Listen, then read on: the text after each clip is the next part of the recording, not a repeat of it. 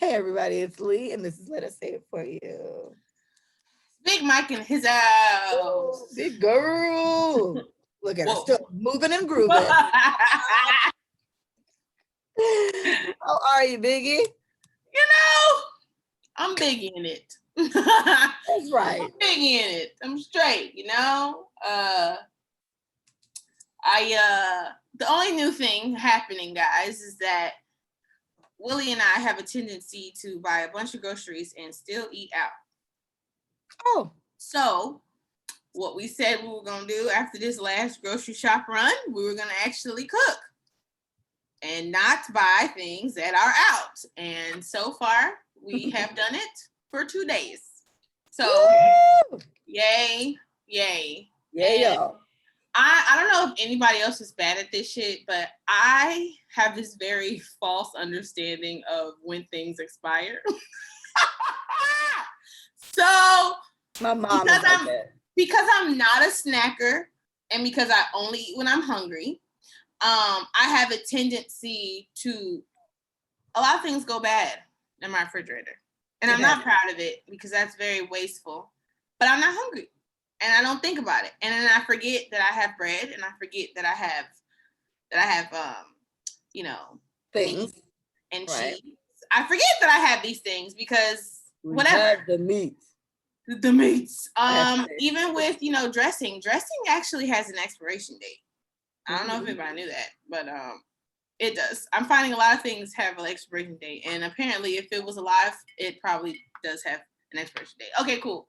So I was just checking all these things, and I'm making my ground meat for my tacos, and I got hella shells. All of them was expired. Ooh, the corn, yeah, tortillas, and the wheat and the flour tortillas was expired, and I was like, yeah, Mike. Damn, that's fucked up. And mind you, they didn't have mold on them. They didn't smell weird. And I know smelling things is another indication of, okay, well, maybe the use-by date. Yeah, the use-by date or the expiration date, best to use or best when bought or best when frozen, whatever those acronyms are. None of the bread had it on it. So I didn't know what to do, and it did not smell, and it looked perfectly fine. But I would say, for all intents and purposes, if it's not kosher to you, right? But I was scared because it's not just me and shit. So I was like, and there are so many things you can get from eating that food. Yeah, so I was like, well, if it was just me, I damn sure would have ate that taco like that. But I decided to go to Publix and get more corn tortillas, so it's cool. But that's just my little thing. Y'all just, pay attention to the stuff that's in your refrigerator before you decide to go buy something else. I've been wanting Philly cheesesteaks a lot. I've been making them lately instead of going to places to buy them. So my Philly cheesesteak has been hitting. Goddamn. Get that really thin skirt steak at Publix. And you chop that bitch up in the smallest pieces, and you season that shit to your liking. Perfection. And you put that provolone cheese on top of that shit while it's cooking. Put that on that bitch. That's it. The best. And get the fresh hoagie bread from Publix. You must. Don't get the roll bread. You got to get the hoagie bread. That fresh roll. Go into it. But that's my thing, girl. And then we painted yesterday. That was a good time. Yes. So just getting ready for the child. Getting ready for the baby. That's all. What about you, girl? Me, I've been okay, I guess. I've been tired. I've traveled recently. Traveling. At my second home, Atlanta. Love it so much. Love everything about the ATL. So I was there this weekend and I'm back and I feel like I have just been really exhausted, but I'm fine. Okay. And what I was saying to Micah is that, in general, I've always been a homebody, right? Like people who are just getting to know me now, they know me as probably essentially what you would have known Micah as. If you call me, I'm down. Like, hey, Leah, you want to go here? Sure. Ow. Leah, I want to do this. We outside. This has never been me. I have always been the bitch you don't call. I don't want to go, right? And so I don't know. I would say it probably happened in 2019 to be real, the real transition. But I've gotten a lot more free with it because my immediate people I would call aren't necessarily available. Hence Micah, like Micah isn't gonna come to it don't be the club, it's some Jamaican party. I'm a Jamaican party girl. So right. I've had to venture out, I've had to go extend with the cookies, and I've had to extend with Sasha's. Yeah, the Sasha's. And technically, since I've given me and Sasha have had a good little run now. And Sasha used to go to parties by herself all the time. And I saw her at a party once and I was like, call me, please. I'm searching for people to go out with. And then, from there, Leah and Sasha were born. So that's kind of been my thing. I think I'm finally getting back to being tired as fuck now and not wanting to go. But it's like, even now, it's Gail's birthday is coming up. And so she hit me up and was like, she wants, me to come out, some of these parties with her. And I'm like, okay. I'm looking them up now. They're not cheap. But I'm probably gonna pay for like 2 of them and go anyway because hey. Why not? Why the fuck not? So why the fuck not? Yeah. So in other news, it is currently Neptune retrograde, I think. Is it Neptune? It's a different retrograde. We're not in Mercury's anymore. And, thank God. Right. That one was a fucking doozy. That was a doozy. And the thing about this one is I won't speak much on it because I don't know much about it, but from what I got, it was like this one lasts until like the end of December or something like that. Yeah.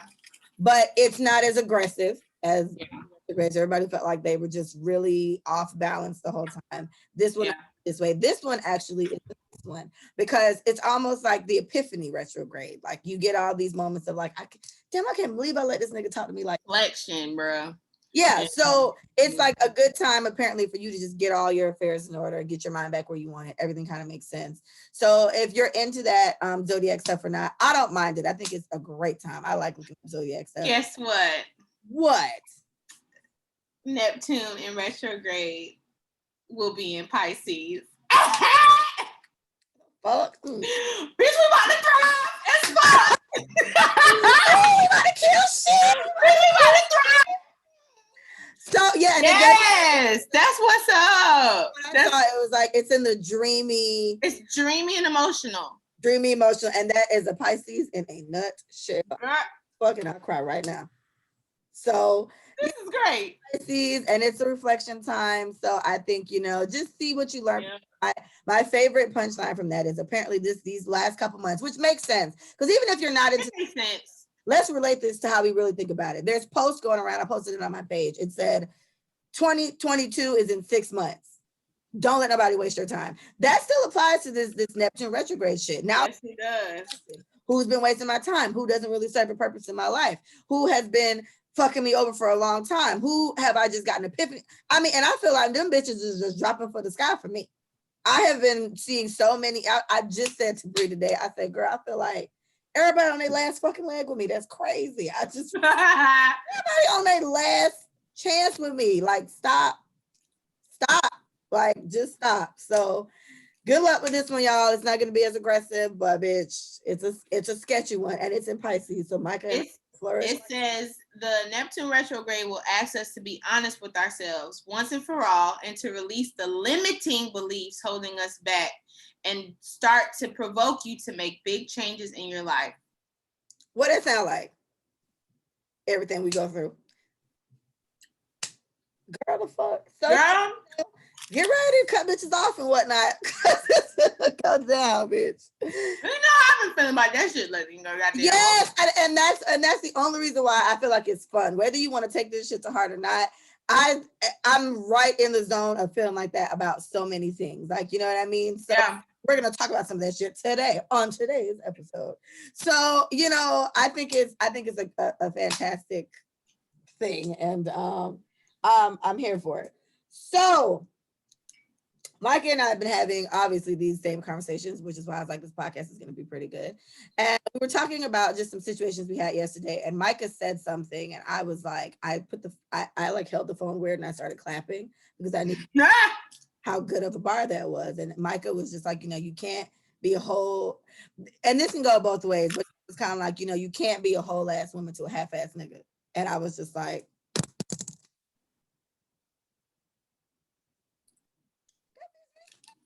y'all see my pregnant bitch coming through it.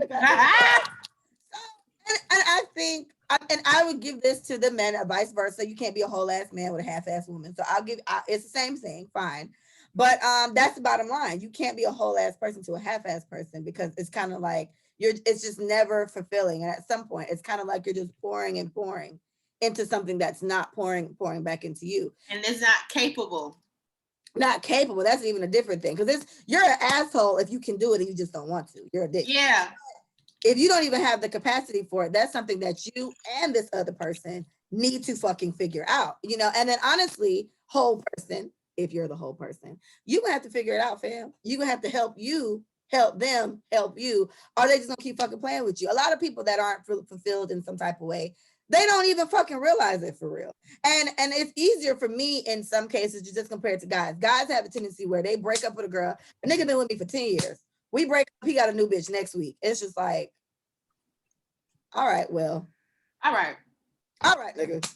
All right. And poor unsuspecting woman, if she has not done her due diligence and a lot of self-reflecting to understand a sick nigga when she see one, sis gonna be fucked up. All that shit I was going through, I'm gonna be honest, all my exes, all the problems they had while I left them, all these niggas still got them. Got them. They still got them. They still got him. My ex, my daughter's dad, I broke up with him. He met the girl that he's still with now 3 days after we broke up. 3. Lord. It's been years. They're still together now. So, and how me and Micah kind of balance that off too is, that's not to say the issues that he and I had, maybe she's just a lot better at managing these fucking problems, because I could not take it any fucking longer. Baby daddy had to go. Thank you. Someone just dropped into show love, Micah. They said hi. Yeah, so it was just the epiphany of just think about something where, and this is the conversation we were talking about kind of went along the lines of like therapy, right? Everybody doesn't like therapy. Micah and I are huge advocates for therapy. We think everybody should do it. A therapist should not be confused with a psychiatrist. These are 2 different professions. Two different professions. 2 different things. Okay, please stop feeling like motherfucker calling you crazy. Okay. And subscribing you pills and telling you what's wrong with you. Yes. That's not what they do.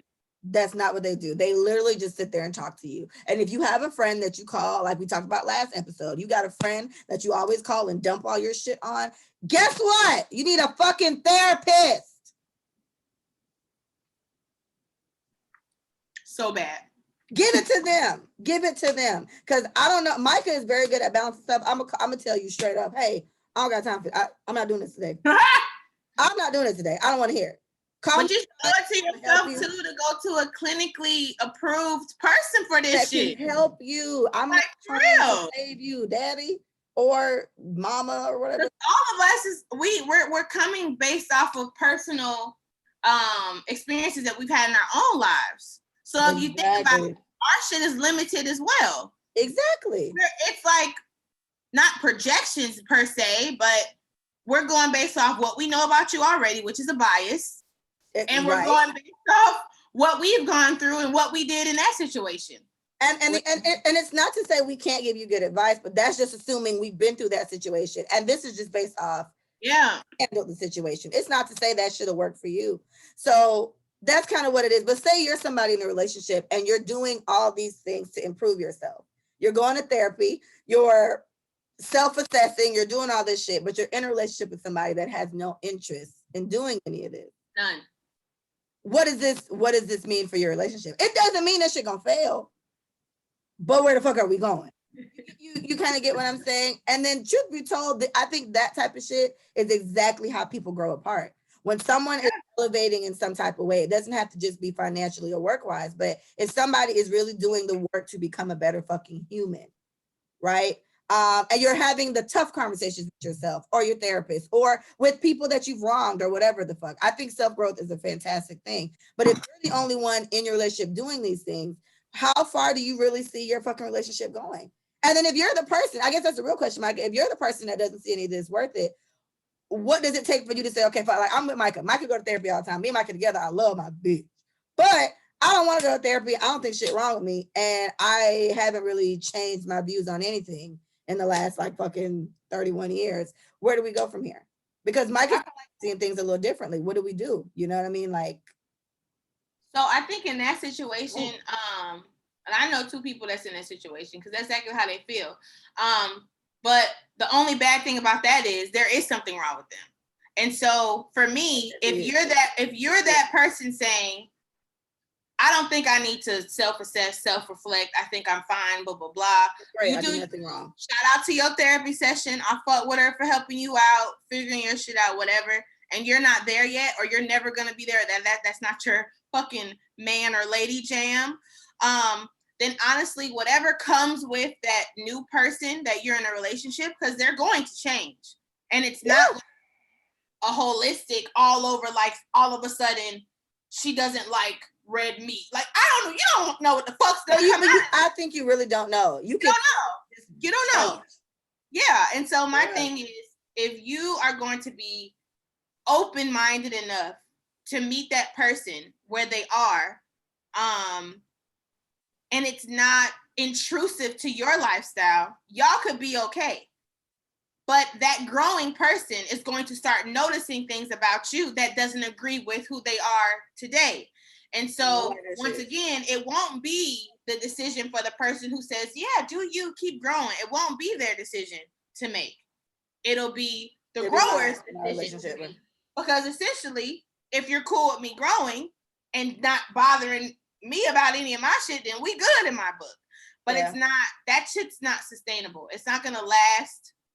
I don't think it's gonna last. And I say that. I don't think it is either, unless it's gonna last. Because it depends. Because remember, something we saw a long time ago, it was like the trick to being with somebody for a million years. Everyone changes in some type of way. Right.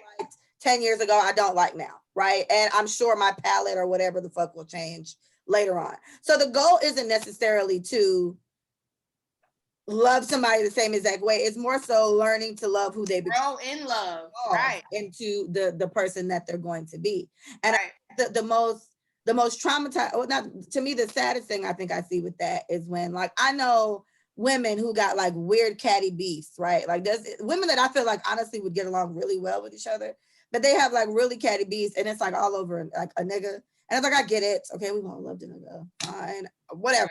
But it's just so sad to me. It's so sad because it's like, sis, it don't even make sense. Like it. And I think if we just had a little more self-respect, a little more reflection in ourselves to realize how much that shit don't make sense, it wouldn't even be that deep. And that's why I'm saying people who do go to therapy and figure little things like this out, certain shit clicks for them. Conversation with just talking with Micah for 10 minutes will probably make you see some shit in a different way than you've ever seen it. And this is, I feel so bad for people who don't like having conversations, or people who don't like getting to new people. I'm not a let's meet new people type of person, but I'm here for a conversation all the time. I like dialect. I like dialogue with other adults to learn new things. You're either going to teach me something new or reaffirm why the fuck I don't like this, or maybe I gave you something that you never thought of before.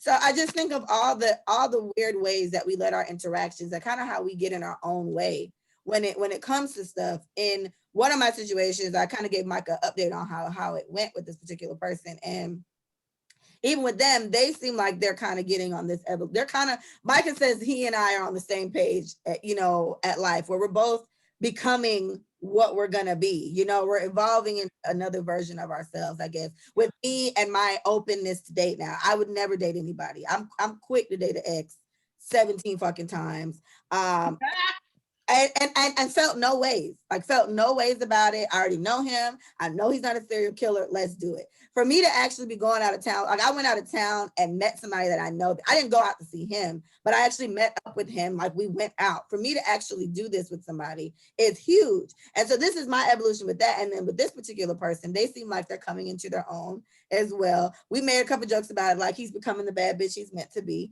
But in the process of him doing that, it's just like there's so many little things that I feel like he can still work on it though. Like, he can still work. And then his solution to something was so immature.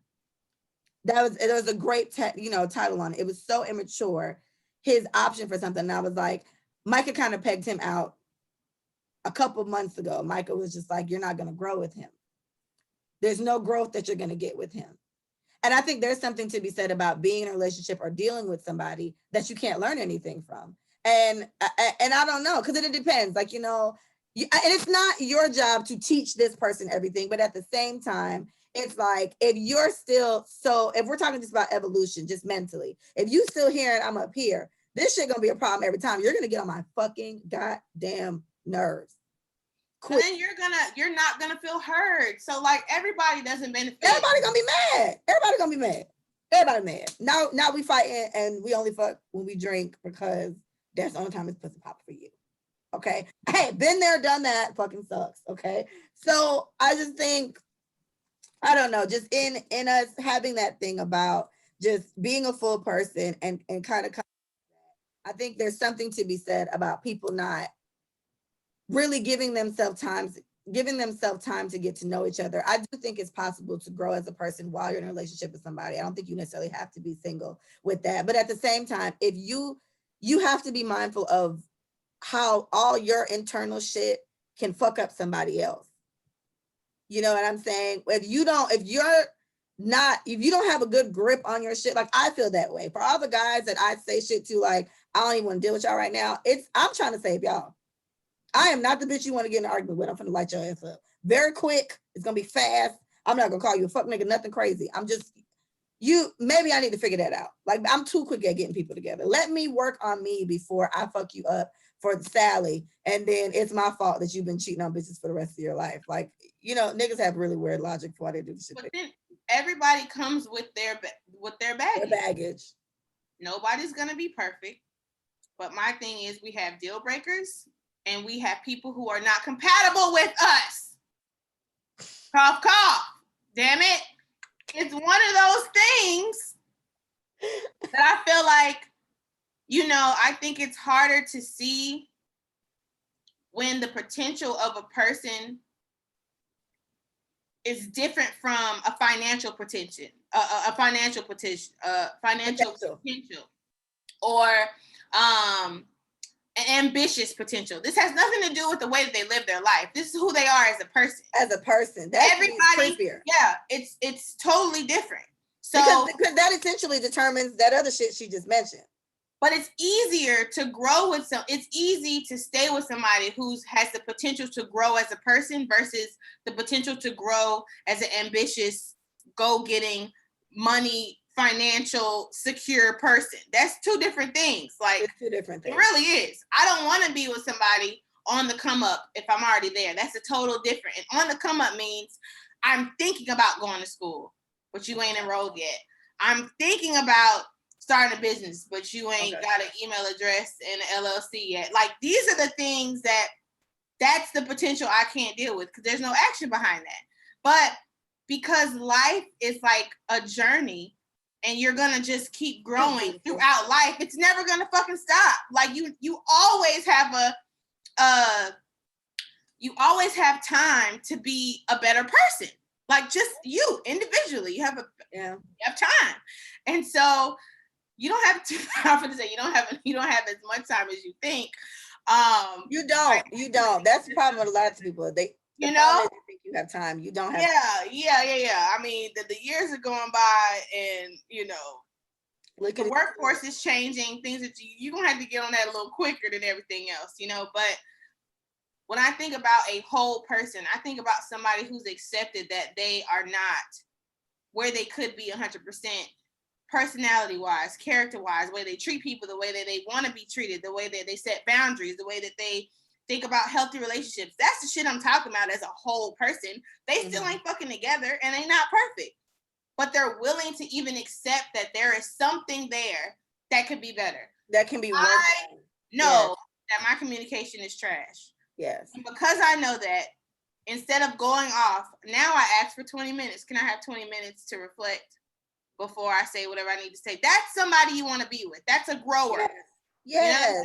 Yeah. That's what you want. You know what I'm saying? That's the type of potential that I think is acceptable. That's acceptable. But if that person isn't even there, they don't have the emotional intelligence. That's what it is. You don't have emotional intelligence to know how to effectively communicate, to get to a solution. I'm not arguing with nobody who is not solution oriented. That shit dumb. I don't fucking get it. We yelling, we screaming for hours. you smack me, I pushed. What the fuck is that? We are too old for that shit. Abuse. You know what I'm saying? And so I know a lot of these things they escalate, and then they start getting beyond us, and then we start losing control of what it is to be in control. And it's just like, y'all have to know that shit is not conducive. That's not where it's at. That's not where it's at. You know, I know people love each other how they love each other. And okay, to tag off on that, with what we were talking about was just in two situations that we know about. They kind of, these two people, two different scenarios altogether, but they're both doing similar things. And it was kind of under the title of self-sabotage. It's kind of like, you're fucking up so obviously. And Micah's the best conclusion she came to is like, it got to be self-sabotage. Like, even just subconsciously, you're self-sabotaging this and you don't even get that. And to me, that's a whole other situation. But even these two particular people, they're going to therapy and they're working on it. So they're becoming better people. They're learning how to stop doing this, but they're doing it so blatantly, obviously doing it to themselves. And it's like, okay, that you don't want to be happy. It's like, what is this? It's even sicker. It's sad. That's some sad shit. And it takes time. So it's like, once again, you're trying to become this whole person. That shit may not, 1 week is not going to fix you. You ain't broke. You just have things that you need to correct. You have things that you need to really think about. Why do I respond like that? Like, that's the type of question you need to ask yourself. Yes. Not, yes. Why am I responding like that? Not, they did this and this is what, no.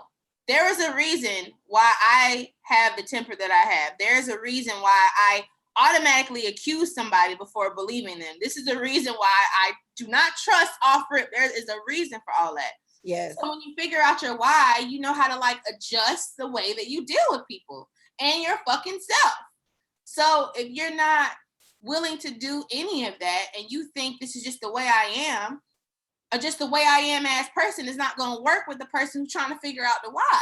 No, because that's the key. I just the other day, and I live by this too. It's just like, you know, when someone says anything to you, when you automatically get defensive, it's worded differently. But my thing is, somebody says something like, somebody come to me like, "Oh, you're such a hoe," I would just laugh about it. It wouldn't even bother me because I know that's not the case, right? You don't have any truth in that. About some shit that you really don't believe in some type of way. Now, if someone comes to me and says, you know, Leah, you're a little bossy, or you talk too aggressive or whatever, I probably still wouldn't give a fuck either, but it hits a nerve somewhere because I've heard it before. And a part of me can understand that I come across that way. So you have to ask yourself, it's not more so what they say. The question is, did you respond that way to what they said? What is it that's hitting a nerve with you that sets you off that way? Or furthermore, why do you not give a fuck at all? Asking yourself why you responded that way to what was said to you is a better way of going about, I would say, problem solving, not like the way something happened.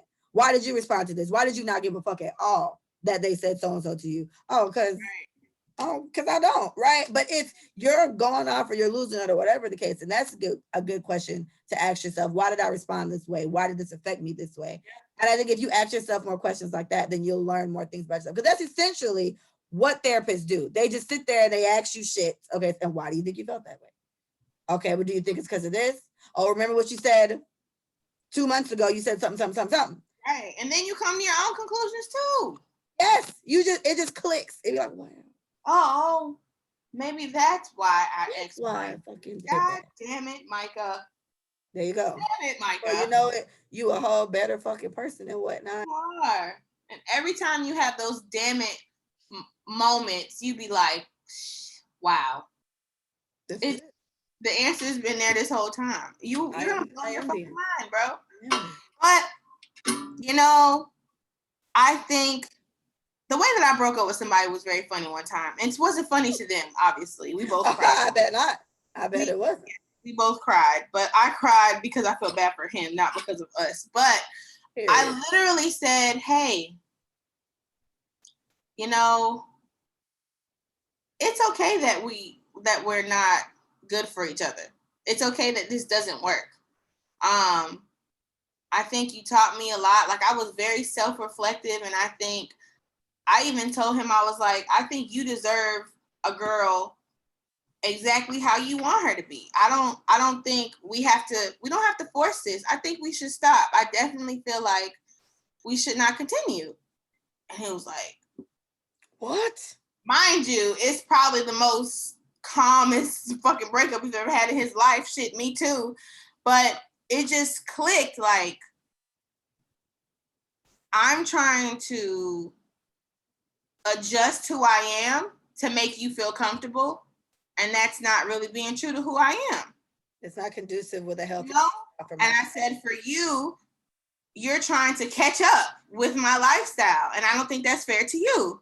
So I think it's okay that we're in two different places and we can call it quits. I'm gonna miss you. You were great, I guess. But for the big picture, I don't think we were meant, bro. I don't think we were meant. And so I think it's hard. It's a hard conversation. I wouldn't say I was like madly in love with him, but I had love for him. But it wasn't a situation where I was stuck. I didn't feel stuck with this nigga. I felt like I definitely could break up with you at any moment. And maybe it's because me and Leah Jones talk about, not I guess. I left it, I guess. Yes. She ain't love that nigga, Erica. She ain't love him. But you only get one me and Leah, and this is side. Oh, that's good. Oh yeah, we can transition into that. Wait, finish your thing and then bring that back up. Okay, so I just knowing that about somebody and being in a relationship and being able to walk away is so hard for people. It doesn't have to be dramatic though. It really doesn't. And it doesn't have to be filled with curse words. It can just be what it is. I feel like I'm growing into somebody and it's making me feel that I'm not compatible with you anymore. And it's actually causing me to be really sad because I want to be with you. But I don't think we can be together with me. Blame it on your fucking self, because that's what it's not. It's not it on me. Say it's my fault. Chrisette Michelle. Beautiful. Although she's talking about whatever. As long as it's over. That's the point. That's the point is I don't want to be here no more. So yeah, do what you have to blame anybody you want to blame, bitch. But I'm say what you gotta say to make yourself feel better. But I definitely feel like people need to start thinking about breakups in a very healthier way. Yes, sadness is gonna be a part of it, but I mean, the realistic thing behind it is when you look back at your relationship and you look how y'all communicate. If you don't be like, damn, I've never had this before. I don't think I'm. If you are not reflective in a positive way, you need to dead that shit. I don't get it. When she said I brought up multiple conversations I've had with Carlum. And Carlum hasn't been on an episode in a long time, but y'all remember Carlum. I think his nickname on here was Haitian Poppy. He Haitian. Yeah. I think so. But him. So with him, how he handles things is when he head over heels. Once he's decided this isn't gonna work, it's just over. Like he'll tell you however he tells you, whoever you are, however he handles it. But his logic is he wishes more people handle breakups like that, because the fact of the matter is once you've decided that we're not gonna work, you gotta really ask yourself, what the fuck is the point? What's the point? In this? Right. And ladies, if anything, and guys, I'm sure it may be the case too. I've definitely gone through this. There have been many relationships I look back on and I was like, I could have left that nigga I could have left him 4 years ago, low key. Like when you sit back and look at how long ago you could have let some shit go, I think the more you learn, I think that's the responsible way. That's a good way to grow in a situation. Right. That, brother, last time I felt like this in a situation, I ended up staying for longer than I should have, and then regretted staying much longer. I could have been left. Yes. What are you learning? Apply that's you learning. So I feel like even though that may seem so hard to process, because what Micah said is so true, she brought that up on the strength of how I feel about somebody that I was dating. It's like, I like this guy. Micah doesn't understand why. She says it all the time. It's so funny. I don't care why the fuck you like it, but whatever. Like this guy, but it's just not looking like we work. And it's almost kind of sad because it's like, damn, for all intents and purposes, we should be able to do it. But there's a few things for me that's like a hell no for me. You know, and not even the hell knows that Micah had, but their hell knows for me in my regard with stuff. But Micah gets it because me and his bitch damn the same person. We don't like that. So when you think about it like that, it is sad. Like, dang, I wish we could work out. There's so many things that we do get along with, but these couple things, it could be one thing. This one thing is a dub. So it's sad that we can't work, but why sit here and try to fit things into the mold? And I need you guys to understand how crazy it is that I am saying shit like this of all fucking people. I don't know nobody who fuck with their exes more than me. Okay? No. But it's a thing. Like, yeah. It's I don't know. But it's true. And it to me, it's just it's life is so short. It's such a better use of your time to let what needs to go and embrace what needs to be there. And even if you can't, maybe try to turn into something else. Not every woman-man relationship or once upon a time sexual relationship has to stay that way. Maybe y'all can be friends. Maybe you guys get along really good as just that, but it's that extra intimacy level that's just in a fucking block. Yeah. Thing, but maybe that's kind of the goal there. So, okay, and then with the love for real thing, do that. So I was thinking, we were saying to each other, and we kind of, I've said this a lot, and then I talked to her. She was like, "Well, maybe we ain't supposed to do that." But I said it. Yeah, it's bad. So we believe that you only get one true love. Not that you don't love people, but you love everybody, man. One true love, and that's the love that causes you to not think, to not associate healthy with unhealthy. Like I'm talking about pick yourself first for nothing. Yeah, like putting something for you, like risking it all. Like I think you only get one of those. And I think because it's so intense and it causes so much trauma and turmoil and drama and pain that you can't do. It's like humans, right? We have to survive, right? So if that is our natural instinct to survive, your body, your mind, your subconscious can't even let you go there no more. It won't even let you go back there. Can't even go there anymore. We will die. We will die if we go back to that. Yes. Yes. Do you want to die? We got a couple more years in this shit. Like we want to give up? We throwing in the towel? One true one. And this came up with a friend of ours that we had. I'm sure she's probably had this conversation with Micah, but I reiterated it. I was just like, so-and-so just said that they don't feel like they'll ever be in love like that again. This one particular person they dated just up their whole situation. And I was like, I absolutely agree. My first love was by far the most toxic situation I've ever been in my life. And it's so bad that even now, if I saw this nigga, I feel like I'd literally turn around. Remember that guy in Get Out that was running straight towards you? That's how I run away from his ass. If I ever see this nigga, I'm like, because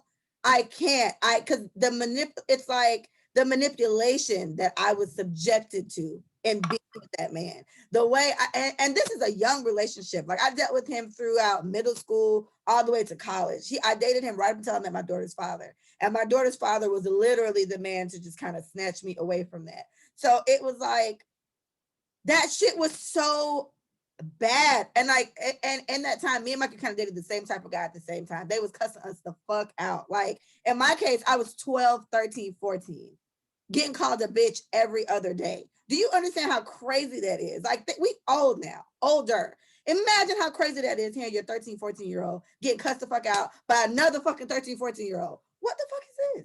What the fuck is this? I wish I would hear a little ass nigga on the phone dragging my baby for feels like my mama used to hate that little boy. Oh my, and I used to just be crying and sick. Micah used to be in class, stressed the fuck out, getting cussed the fuck out. I'm good.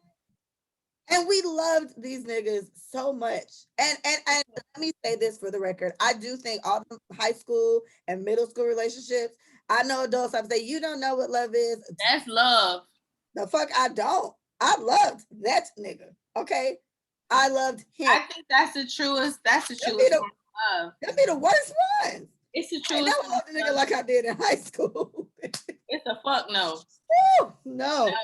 And so you think about It's so unhealthy, but it's so unhealthy, the shit that you subject yourself to in the name of love or whatever you call it, that I don't think it's smart to ever love somebody that much again. Like, I think there is something to be said about having that one true love. And it's great if this ends up being the person that you marry, you stay with them for the rest of your fucking days. But it's like,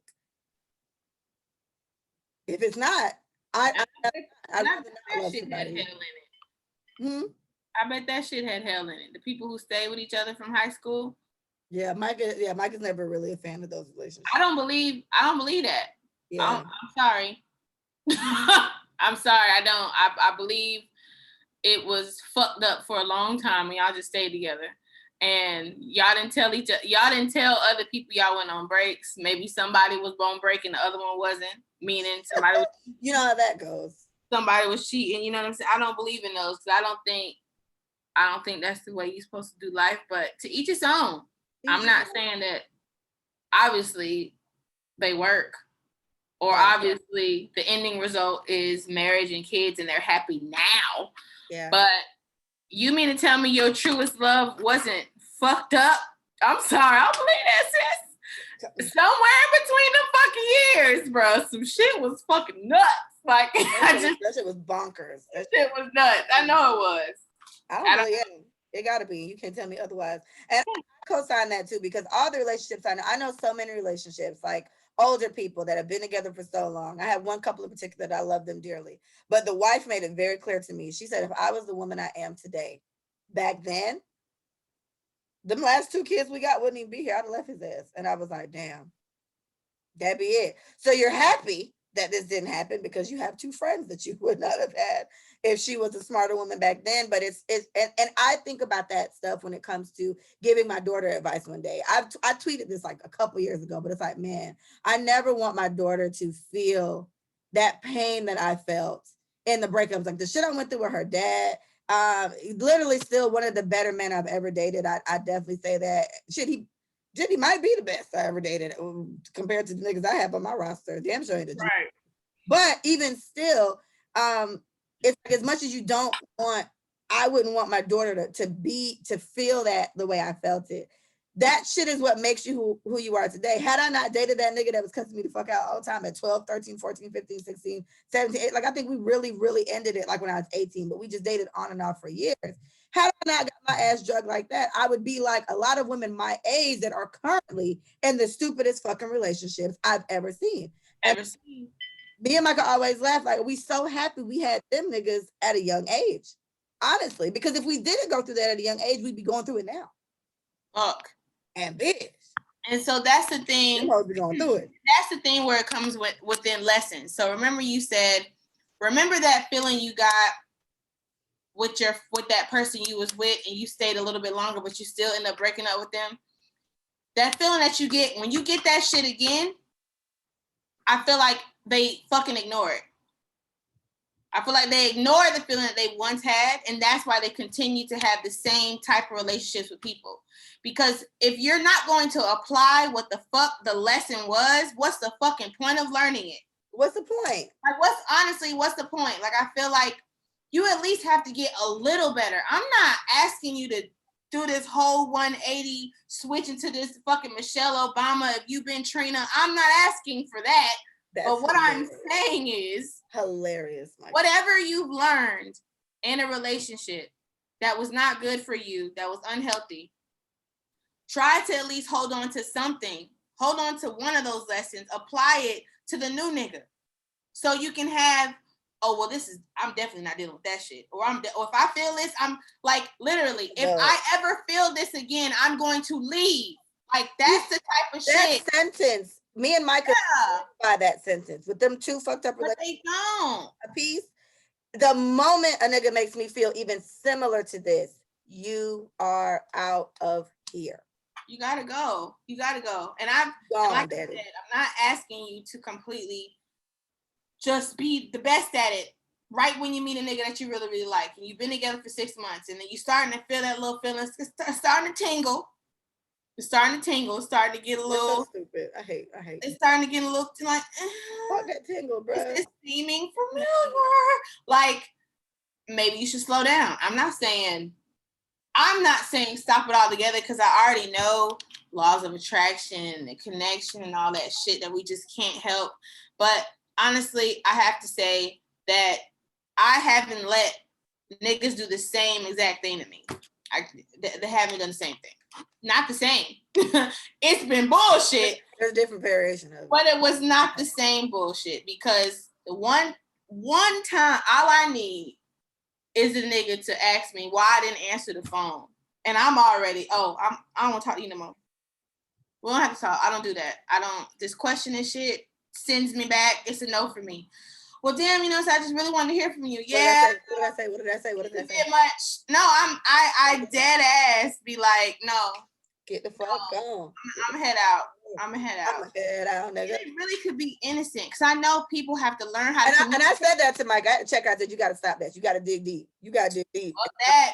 Listen, certain things you definitely do have to dig deep. Like I said, I don't think you should cut people off. First offense. No, everybody deserves to learn how to communicate with you. Cut them off the first time. When it comes to blatant disrespect, when it comes to misogyny, like I was having this conversation with this fine ass nigga I was talking to. He was beautiful as fuck. And he was tall and he wanted to fucking sweep me off my feet. And I was like, you're great. Let's go on a date. So he came down, we went on a date, we went bowling. And we're just, first of all, he was competitive. And I was like, all right, cool. I'm good at competition, bitch. I'm gonna win. I don't mind, but I don't play this whole damsel help me how to do this. That ain't me. But we got in the car, we just started talking, and I feel like I hung up. I called Leah. I said, what the fuck? Like literally, like I couldn't even believe I called me Leah and Mila because those are the two that knew about him the most. Well, I talked about him to both of them. He was like an on and off guy, but I finally got to talk to this nigga. And he was saying the most misogynist shit. I mean, like, whoa, like it was I couldn't even believe it just, but he has mom issues. He hates his fucking mom. Hates her. He blames her for a lot of things in his life. And I know what they say about men who hate their mothers. They say, pay attention about the way the man treats his mom. Like that, like that shit. Shit, pay attention to how they treat their parents, bitch. They got trauma.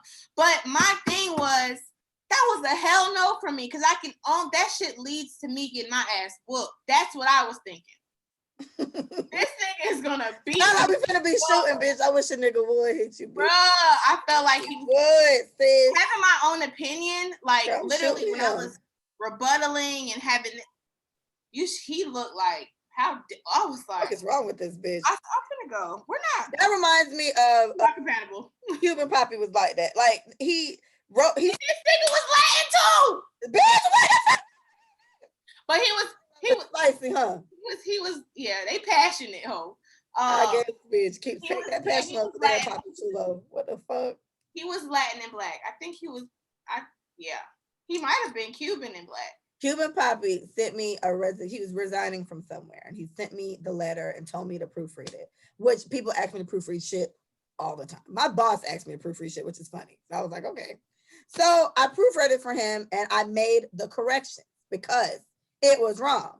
This nigga really wrote me talking about, he replied talking about, I don't like being corrected. I said, oh, well, no problem. Send it the way you want to send it. What the fuck did you send it to me for if you didn't want me to correct it? So I said, no problem. And I told him about that the other day, not the other day, but like when I had to have like an epiphany moment with him, like, sir, we don't like the same shit at all, right? Like he's like a name brand crazy guy. I'm me, not so much. And just that turned me off enough. I don't like somebody who feels like they can't even be corrected. Like you asked me to correct it and I did. Oh, I don't like being corrected. What's the point of sending it to me? Okay, whatever. I just deleted it. I was like, fuck it then. Whatever. Fine. Okay. You don't have to like it. I don't give a fuck. But it's something to be said about stuff like that. If you really date, technically that's what happened to my situation with that person. Them not wanting to do it. It was somebody that told me they want to be with me and then they changed their mind, but they were going based off past experiences. It isn't always a guarantee, but I respect their decision to just decide, you know what? These are all red flags of situations that I've been in before. And I just feel like this, I know where this is going to go and I don't want to go down that road with you.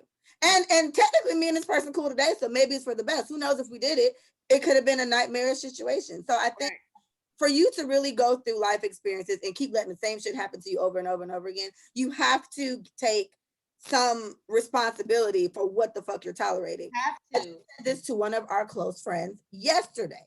She was writing me this and that, like, this really, really, bro. Da, da, da. I said, bitch, this is your fault. This is your fault. He's done this shit ever since you've known him. And the same logic I gave her for the nigga I dated that I won't ever date again. It was just like, he's never going to respect me. He's never had to. He's done so many things to me and I've always taken him back. Respect is not something that he and I have in his relationship. And I take responsibility for him feeling like he can play with me any fucking way he wants to, right? He's not entitled, bitch. Yes. Oh, so entitled. It's me. I'm sick, huh?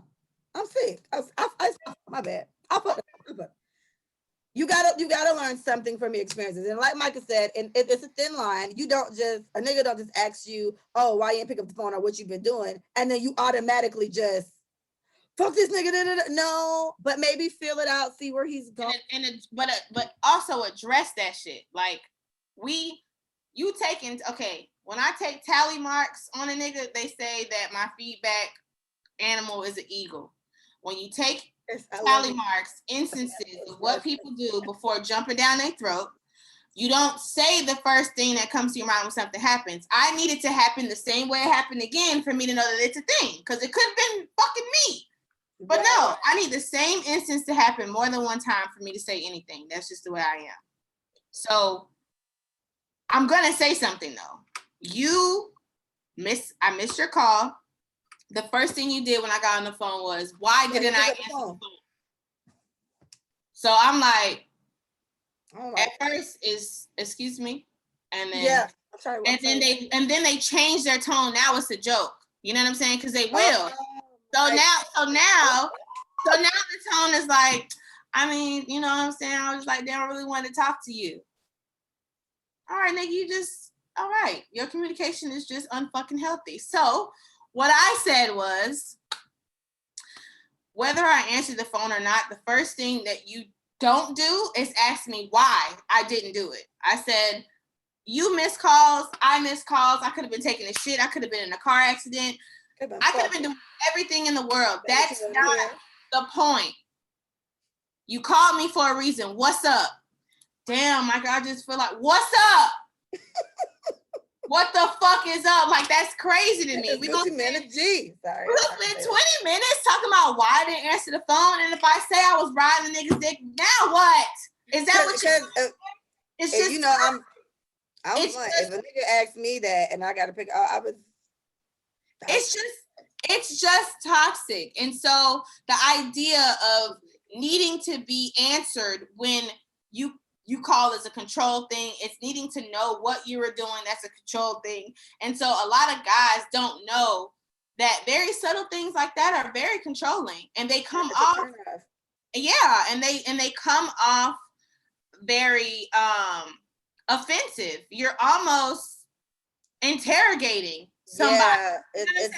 Yeah, it's not positive. It's not, oh my God, I was worried about you. It was, you probably was up to no good. Bitch, I had enough of that because I actually was taking the shit. You know what I'm saying? Like, I have been too much. My phone was fucking charging, bro. I was asleep. God damn forbid I get sleep. And what I say about Micah is Micah, and I give Micah all the props in the world for this. Micah, when Micah says she does not like that shit, she thoroughly does not like I hate that shit, bro. Exactly how she addresses it. If a nigga ever could have came to her about that shit.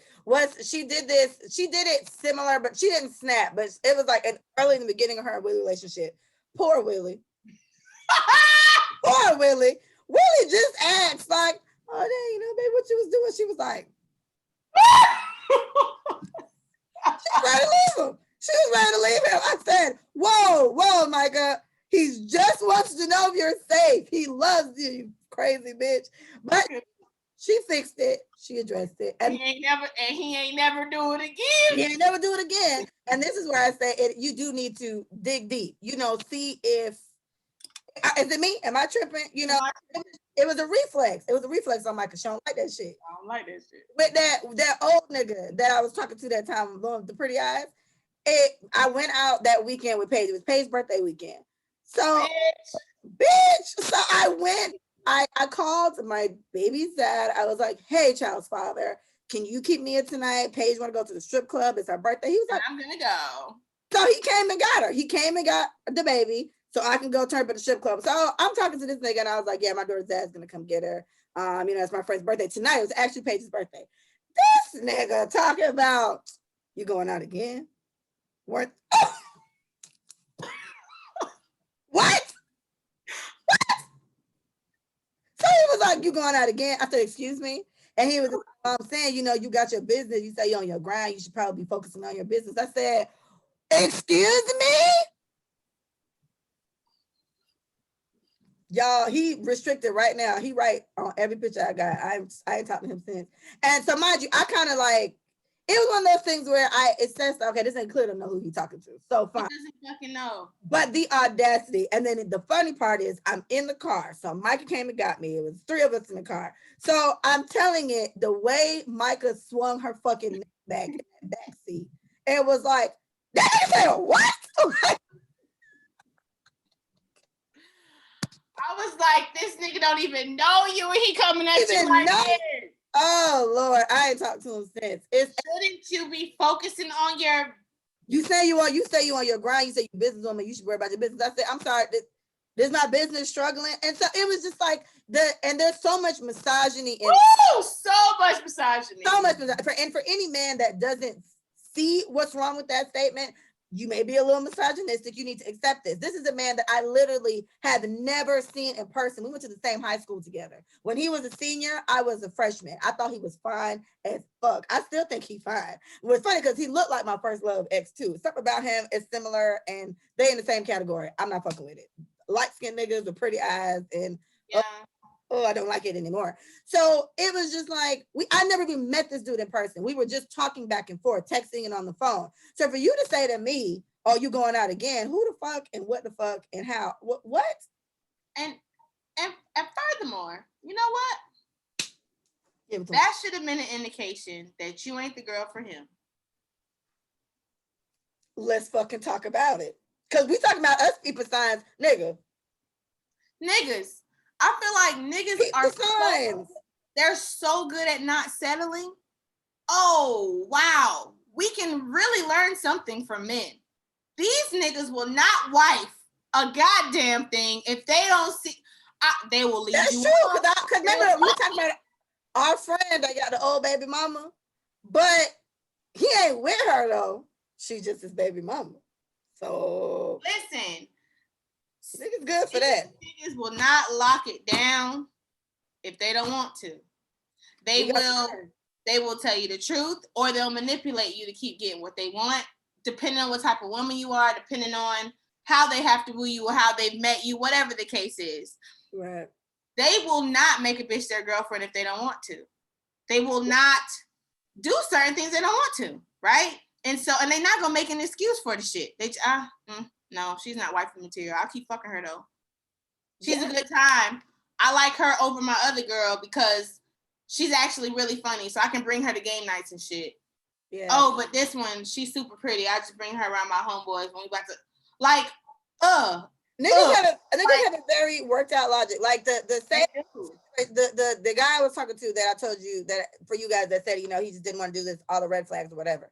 He gave me a very decent synopsis of what it was. The part of it was, he was like, on the strength of us fucking alone, I would just keep fucking you. He was like, I've done this many times, but we had a relationship before that. So, and I'm taking him at his word because it seems very un-nigga like of him. Listen, this is not, I don't want to just sign up for this because we like fucking each other, because I don't think this is going to go anywhere. Right. As straightforward as that is, yes, it was sad or whatever, but it's pretty fucking straightforward. It's just like, and realistically, we don't want to be with a nigga that don't really want to be with us. Niggas love me. Like, yeah, you should, that's a good line. You should appreciate that. A nigga to tell you in whatever way, this isn't going to work out, I don't want to be with you. Even if he don't say that, I don't think it's going to work out. Walk away. Yes, walk away. That's the best thing a nigga can ever do for you. Right. Don't try to figure out the why. Don't ask. No. Everybody you like ain't the person for you. Yeah, because how often do niggas even come out and straight up say that anyway? They will. They really don't. I probably met one nigga my whole life that told me the truth about everything. And I'm just like, damn, nigga, can you sugarcoat anything? Like, sometimes the truth. Right. Them be the ones we stay friends with. Motherfucker told me the truth about everything, okay? Everything. Including the fucked up shit that he did. Shit she didn't even want to know, but he told her everything. But as I've said this on episodes before, and this goes exactly what Micah said. Women were too quick to settle, and men always think there's something better out there. We need to share these feelings. Okay, share them. Women, we definitely deserve better. Please stop feeling like, and I feel like I would have been a sucker for that, but y'all done fucked up now. Now I've like stepped into like bad bitch realm. Now it's over for you niggas. Yeah, but it's just. But women are so quick to settle. We're so quick to take a man because he's good at this or he does it. Whereas a man, he won't like a bitch off something stupid. Like, listen, it was I think it was either my baby daddy or his brother, and they were younger at the time. But I think it was his brother. It was Quan. Quan wouldn't talk to this girl because her hair couldn't get in a ponytail. He said he didn't like that. I hate Quan for that. But that's what he liked. But the manipulative part that men get away with that pisses me off is the leading on the woman, knowing that that's not what you want, right? Oh Lord. And thinking that you have to lead her on this way in order to get what you want, and that leads to what we're gonna talk about next. You're gassing me up because you want the result to be this way, or you think the result is going to be this way. So if you continue to gas me up, then you'll continue to get what you want. But if you're just honest with me, you'll probably get what you want anyway. And if not, there's so many other women in the world that will give you what you want. Yeah. So for me, it's a selfish thing, and it's a manipulative thing. Mm-hmm. This guy literally from day one knew I was not Haitian. Lord. He knew I wasn't Haitian. That was the main reason. And I found this shit out 3 years after our first talking encounter. That's when he brought up the not being Haitian thing? 3 years later. Mind you, I only specifically talked to him like sex and dating and all that for 6 months. After that, he said he wanted a relationship. Okay, cool. It was a whole year before I even talked to him. I did not talk to him. I didn't go nowhere with him, whatever. I told him, don't text me, don't call me. I don't want to hang out. I don't want to see your mama. I don't want to see your homeboys. Really? We can't really know, bruh. Really, because I need to wean myself off of you. A whole year went by. January, obviously, these niggas pop around because, it's New Year's and shit. New year, new things. He wanted to take me into the new fucking year, bitch. So he popped back in my life. Mind you, I'm still not Haitian, right? So still not Haitian. But you already know this, right? And so my thing is, that's hilarious. The fact that even happened, 6 months you figured out who I was, you liked who I was, you liked what it was like, but you're thinking about your future, you're thinking about your children, you're thinking about your culture, and I did not match that woman. And that's okay. That doesn't mean I'm a trash woman. That just means I'm not what you want. And I can accept that I'm not the woman for you. I can accept that. Like when you date your kind, he wants the equally yoked. No. Oh, homogeny. That. Yeah, homogenous relationships. They want a homogenous relationship. Jewish people do it all the time. Mm-hmm. Latin people do it. Asian people do it all the time. This whole interracial thing, be having people like, what the fuck? Like everybody is actually like a what the fuck. Like it's not just for white and black people. Like everybody literally be like, when you are a Latin man, you bring a black woman home. Everybody like Negro. Damn. For real. Like, no, Venezuela, no, Argentina. No, she's black. That's it. You bring an Asian man, bring a Latin woman home. The Asian's like, what the fuck? Where's she from? Is she from the Philippines at least? The Philippines? Like, they ask if I'm Dominican. They ask me that all the time. So yeah, they want to culturally be bonded because it's just easier, and it's easier to blend the families and all the other stuff. But you still know Haitian when he came around. Don't be a fucked up ass person. Like, I'm not gonna date a white man and not let him know that I want black babies. I think that's why another reason why me and this Latin guy didn't work. Because ultimately, I never cared to ask what we're doing because guess what? I want a black man. I do. I want black children. That's just what I want. And it's no shade to anybody who can interracially date. And I don't care. I don't care. You're speaking. You don't even have to say that precursor. Yeah. You don't have to just. Shout out to you. But as men, as people, he didn't settle. He didn't make me his girlfriend. Why? Because I was ultimately not with him. But in order to at least talk to me and to be in my presence, he wasn't even fucking me no more, y'all. Like, you just want to talk to me? You just want to fucking hang out and work out? Like, it wasn't even an exchange. I'm like, bro, why the fuck are you keeping me around? Like, that's kind of what it eventually started feeling like. What the fuck is the purpose of all this? Question. Because, we both had Haitian. Right. And me and my Haitian situation, we were friends or whatever. We had that to fall back on. Y'all weren't, did y'all have some of that? Not even, because did y'all have some of that before? So all of it. Trying to go back to? We were not, no. Like, okay, so we wasn't even fucking like that, Leah. Like, that wasn't our relationship. Like, we weren't. Probably had sex with him, what? 6 times in our whole life? Like, maybe? It was not a lot. I would stay at his house and we wouldn't even have sex, bruh. I wasn't even fucking this nigga like that. And I think for him, that's what made it better. That's what made y'all. That's what made it like, oh shit, I like him even more, right?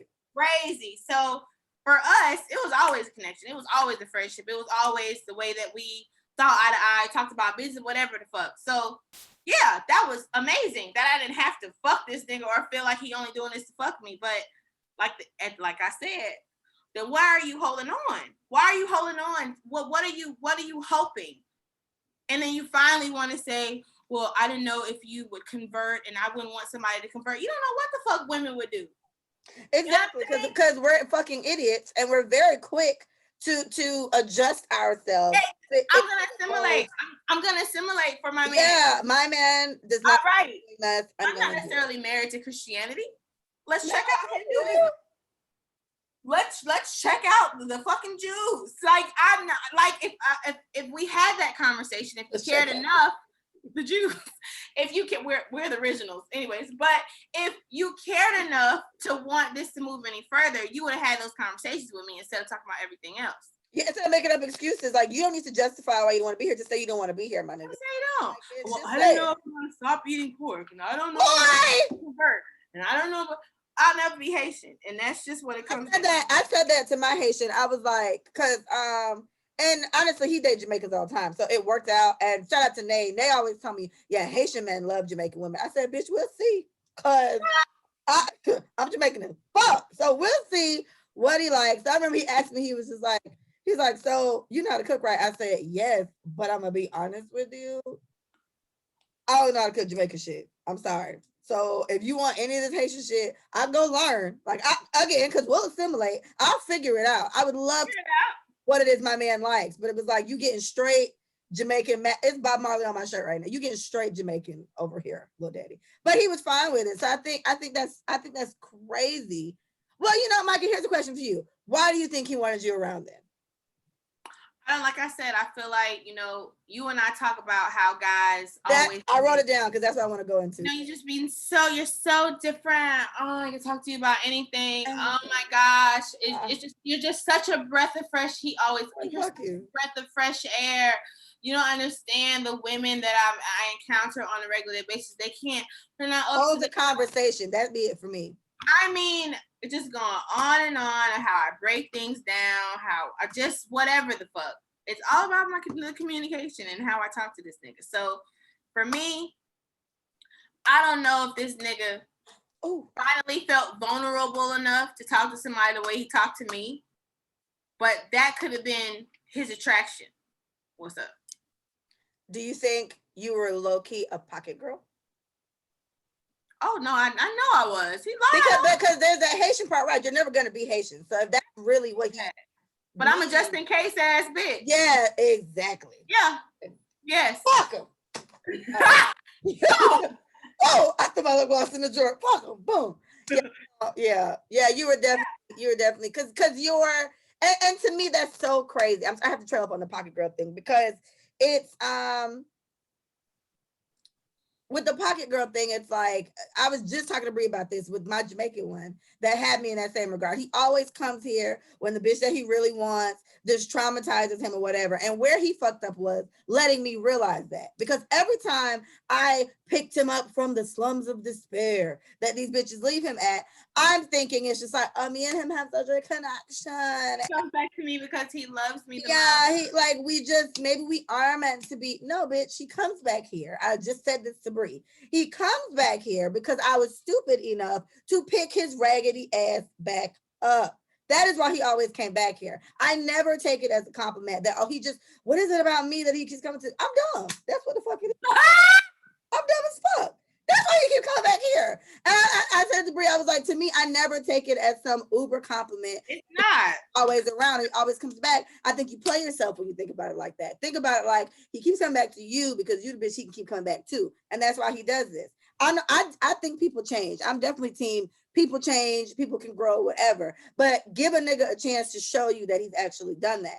And even in Micah's situation, when she did, and I hate this nigga, but when she did date him again for a second, or the second time she did or whatever, made him try to show and prove. Like, you gotta prove, you gotta do something. You gotta do something. We don't just fall back into this comfortable little cocoon of fucking ignorance is bliss ass space for me, while you get whatever everything you want, and I'm the one all uncertain, ready to be traumatized again when your big black ass clear it. No, you will not do that to me. No. Yes. So like I said, everybody, when we were talking about change and moving forward and learning lessons, like I said, the same shit don't happen to me twice, okay? So if there's one thing that you can do to make yourself feel better about the decision that you make, yes, you may talk to your ex again. Okay, make him work for something. Like, if you're going to do it, then goddamn, something has to shake. Something's got to give. You need to have one of those moments where it's like, okay, I'm making a conscious effort to do this shit. I like him a lot. I don't give a fuck what people think. I don't care what people think. But this time, the moment he X, Y, and Z's, or I'm not going to allow him to sleep with me, or whatever your fucking is going to be.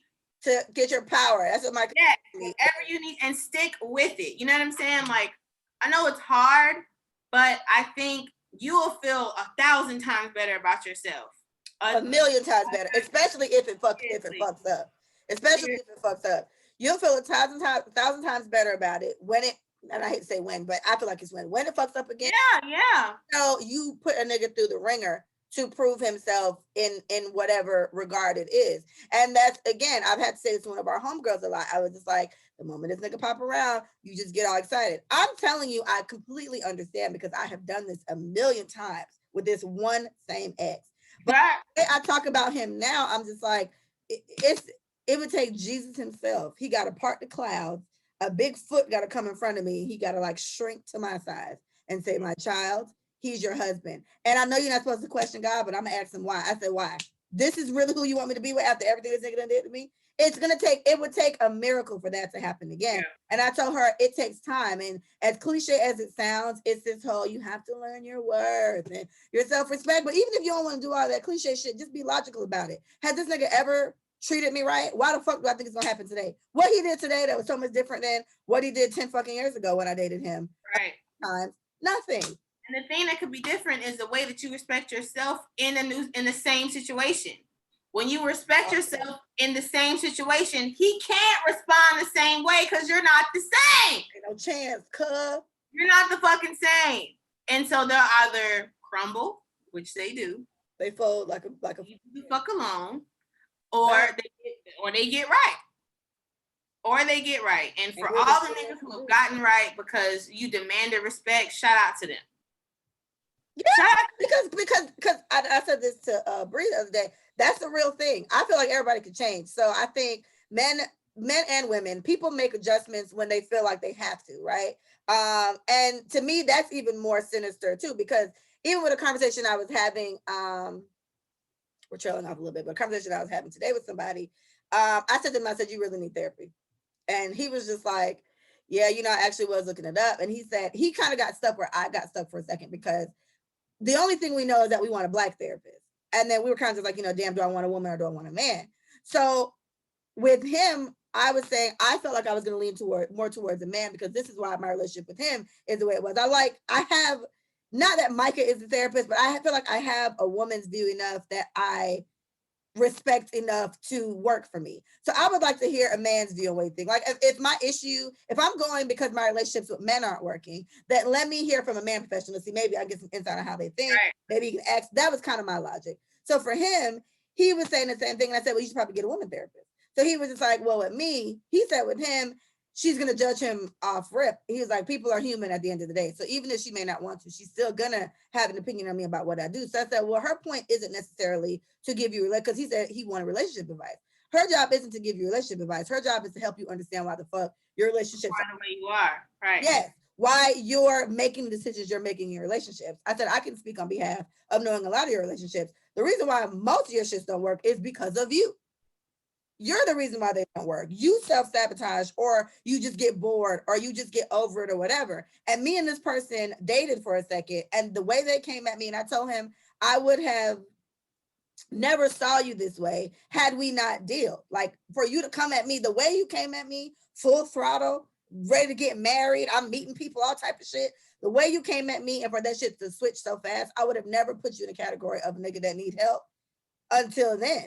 And for me to have met everything on your list, let you tell it, and you still couldn't find a way to make it work, it's not about getting relationship advice. It's about figuring out why nobody's good enough for you, or what underlining things you have that you haven't worked out, that you keep. Why you don't want commitment, or you don't want to be. And I told him, I said, low key, you can give me $100 right now, and I can tell you what it is. You don't want to be with one woman, and nothing's wrong with that. But you keep feeling like you do. So then you need to figure out why. You need to figure out why. And that's what the fucking therapist can help you figure out, by asking you simple questions. So he said to me, he was like, but he wants to. He's like, but I want to be married. I said, I mean, I hear you, but you've met a lot of women that could easily have been your wife. And then he goes on the settling thing. That's something I have on here to talk about. So my debate with him is that he just strongly believes that so many people he knows have settled into being in marriages or whatever, which I can agree. I feel like that could be the case with a lot of people. But I said, I think this is you projecting, because you're automatically assuming that these people, while they may have settled in whatever capacity, you're automatically assuming they're not happy. People can settle and be very fucking happy with the decisions that they make. Everybody does that. Well, that's what I think. That's my personal view about relationships. But if you think about it, Micah, it's logical. Because when the fuck have you met a bitch that, like, according to this nigga, he had a list of 60-something fucking things, or 30-something things. I forgot. It was a long ass list. I met everything on that list. Me and this nigga are not together. We're not. So my thing is, I'm your dream girl by all, as far as you can say, and it still didn't work out. So, but emotionally, you're too much. Fine. So you're everything he wants, but emotionally, he doesn't want to be that connected. He don't want to have to deal with it, and that's an immature response to not caring about someone's feelings. That's what I think. You know what I'm saying? So Agreed. I understand emotion intelligence is something that ain't common either. That's not common. But I don't think so. For me, with men, they already struggle with that already. Yeah, it's that. And so when you add a woman to the equation that is going to be a part of your life in that way, and you're not even emotionally equipped to handle, because you don't handle shit. You dismiss shit. You move on. They don't handle shit. They just you dismiss it. And I'm gonna just go and I'll come back like right. Dismissive is not dealing. Dismissive is like, no, I'm straight. Like me, writing that nigga off who questioned me the first time, that's dismissive behavior, right? Nah, I'm straight. I don't even care to why you have to question a bitch when I don't answer the phone. You know what I'm saying? So that's what I want to say. Because you were everything on his list, but he was not emotionally intelligent enough to handle what it's like to be, honestly, in a relationship that you fucking care about a bitch feelings. Like, is that too much? I don't think that's too much. And even still, and talking to this person, because obviously we're still very close or whatever, and talking to this person, they spoke to one of their exes, and he told me how their ex was just like, your problem is you want shit to be perfect off rip. She was like, you expect there to never be anything wrong. And that's not how things work. Not realistic.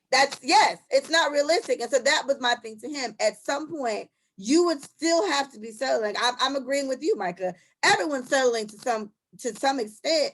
You get what I'm saying? Right. And what I said to him on the phone was, you just pick and choose what you can and cannot deal with. Some people, like once upon a time, I just thought about this. Once upon a time, I could never be with a man that doesn't want to have kids, like doesn't want like more kids, right? Any guy dating me has to accept that I have a child already. But Leah at 31, I might be okay with a nigga that don't want no more kids. I may not feel like pushing any more out of my vagina personally. So fuck it, let's just go. We got Mia. You can, I don't know how much she gonna focus. You know, my baby is very particular. She won't, and he don't want kids anyway, so he'll be all right. Right, it'll be perfect. Look at that. But this is the point of things changing. Once upon a time, that would be something I can't deal with. Now, I got to be with a dude that wants to travel. If you don't have a passport, I don't know what we're going to do together. But like, I like going to Atlanta with my homegirls. You saw that post? It was like, dating me requires a passport. You ain't finna Miami and Atlanta me to death. That's a hell. Right. No. I don't want to go. I want to go on a plane. I want you to stamp my shit. I want to be able to use my global entry because I have it. I'll be just like, I'll meet you at the gate. I'm at the gate. Right. The fuck? Long for me. So the summary of all that with that particular person was just like, with settling, I think people put very unrealistic expectations when it comes to settling. You're always going to settle with something. I think the better thing is to find your non-negotiables. Whatever it is that you cannot do. If you are somebody that wants kids, you obviously can't be with somebody who doesn't want kids. That's right. An easy breaker right there. If your religion is really important to you, you're a Christian and you only want to be with a Christian. If somebody is a Muslim or something like that, then that's a dub for you. These are things that you can't deal with. You know what I mean? But there's things like I wouldn't call it settling per se, but I'm not a vegetarian. I love jerk chicken, and curry goat is my favorite thing to eat in the world. I got some right now. I'm gonna eat when we get off of here. Being with a man that's a vegetarian, he only eats salads and shit. I could do that. It's not necessarily settling. It's just an adjustment. I got to make the adjustment, and I eat salads quite a bit. So that's probably not a good one. I actually love salads. That's not gonna work. But and that's not all they eat. They chickpeas and all that shit. That cooks very well. So it's not the worst, but you'll probably have to learn how to make all that shit. Exactly. And so there's an adjustment there. You know what I mean? Right. I was dating a guy. I've dated two guys that don't eat pussy. Very confusing time. We've talked. Like talking is what I don't like saying we talked. We dated because we went on dates, but this wasn't my boyfriend or anything. And that's even more now, thinking about it now, like, remember I was kind of okay with it then. It's like, it was not really, but kind of, but it wasn't a deal breaker. Like now it's feeling like more of a deal breaker because I feel like, why should I deprive my vagina of never being in somebody's mouth? You ain't gonna never put my pussy in your mouth. Are you serious? Like, so to me, this may be a deal breaker. This may be somebody that I can't deal with, but I was willing to settle, and I call that settling. I was willing to settle to be with a guy that's never gonna eat my pussy. You just better figure something else out. You better, I don't know what you're gonna do. Do that. So I think expecting, again, with women, I think we're entirely too quick to settle, and we need to find a little more self-worth in that. And unfortunately, as I posted yesterday, I know my self-worth. So now I have 2 friends and no man, and that's fine. I don't give a fuck, because me dealing with it when I don't want to, you're gonna get a nasty side of me. So it's probably for the best. I don't deal with any type of relationship, be it relationship, family, my man. You can ask my family, they don't know shit about me. This is the most they'll learn from watching this podcast. I don't talk to a lot of them because I don't like the way I'm handled. And I'm trying to save you from me because I will light you the fuck up easy. Yeah. Easy. So we're trying to save lives out here. So don't look at settling as such a bad thing. And I think men, I can go on for days about what the fuck y'all need to get right, but what else, What I was going to give you with this, Micah, is that, so with this person, whatever, the last couple conversations I've had with them have been Someone says men settle way more than women do. My opinion, just with who they fuck, sir. That's it. Men settle with who they fuck way more than women do. Because I do feel like most of y'all will fuck anything. So with particular person, standards, that's not a settled thing. But okay. When I'm thinking about settling, I think about a relationship. I think about we're talking about relationship. Like, this is the person that you're gonna be with. This is the person you're marrying. Like, that's what I'm talking about. Mm-hmm. Ditto. I don't know what you're talking about, but okay. And even with that, I don't think that's the case. Maybe, I mean, you've seen some situations that don't really add up all the way, but what? Because she's not cute enough. Like, it's definitely. We're not doing physical. Fuck all that. That's shallow. Like, everybody's fucking settling. Goddamn, my nigga could be 3 or 4 inches taller. The fuck? Like, I'm thinking, you know what I'm saying? Like, yeah, big, grander scale. Yes, that is settling for you not having your type, but I feel like that's so low level. Like, we're thinking about deal breakers. We're thinking about where people are in life, like real settlements. You know what I'm saying? Where people are in life. To me, that's where a lot of my settling has come in. Yeah. So tell him to a million times. Tell him to explain why he thinks men settle more than women. You give us explanation, Mr. Sir. He said, not sure I align. He said, I'm thinking about relationships too. Nothing with the physical. Okay, well, when you tell me what you think, and I'll tell Micah. But with this particular competition, because that's his perspective is male and ours is female. So it's not a competition, but just saying. Yeah, I want to know. Yeah, I would like to know. I want to know. We don't think so. We don't think that's the case. Mm-hmm. But with this person, yes, what I'm saying is the more I talk to him, in these last couple of conversations we have, it's just the more it's just like man, he needs help. And it's almost this particular person I'm talking about, they had me real fucked up at one point. It was quick, but it was bad because of the extent of our relationship or whatever. But now it's just like, for one, let me just talk about the freedom it feels to not be sick in the head about a nigga anymore. A nigga that you was really fucked up about, when you're not fucked up about him anymore, oh my. It's such a delight. And you see them. It's like, it's something, you see a lot of shit about somebody when you ain't like fucked up about them anymore.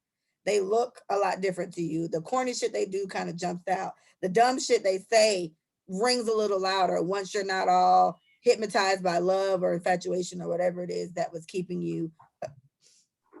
That shit is big as fuck, Micah. Whatever that was keeping you enthralled in this situation. Hold on.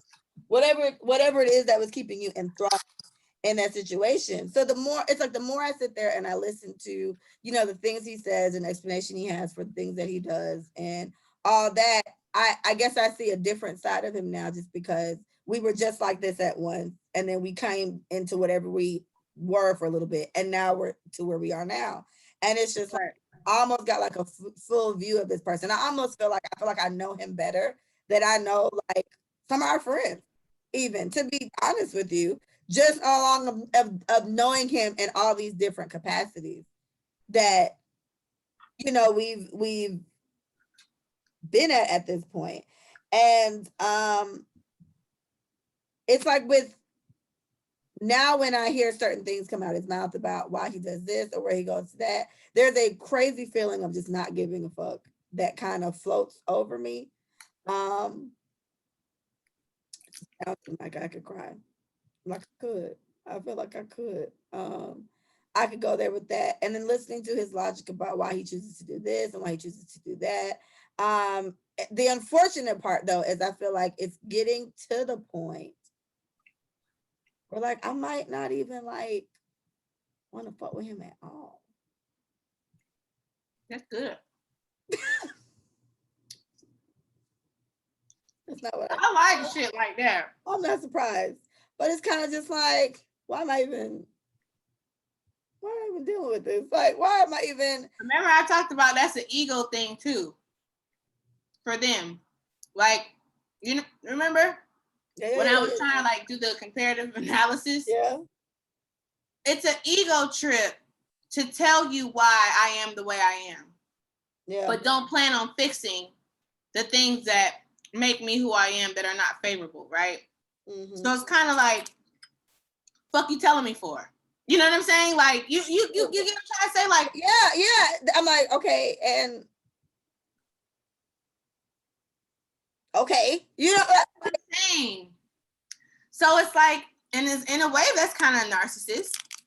It's kind of narcissistic a little bit. I called him a narcissist today. He was just like, he wished people would stop calling him that. And so I was like, okay, he doesn't, he said he wished people stop calling me that. I said, so this is a common thing you hear all the time. And I'll be fair, I wouldn't label him full-blown narcissistic. Oh yeah. Yeah. I know people that fit the definition way more, because he was like, I'm starting to feel like people don't know what the fuck that word means. So I said, you're right. But you have a few traits, young fellow, that put your black ass in that bubble. Hold on, the guy right back. Okay, he said, because most men don't know, or takes a while to be comfortable to admit what they really want. It's also easier for a woman to say what's not working. Men internalize until it blows up. Or never speak again. Okay. The first part, read it again. It says, because most men don't know or takes a long time to be comfortable to admit what they really want. That's the first part. It's also easier for women to say what's not working. Men internalize until it blows up. I just the second part like all the way. Yeah. So the first part is settling more. So because they don't, so is it because they don't really know what they want, they just pick anything because they don't know how to?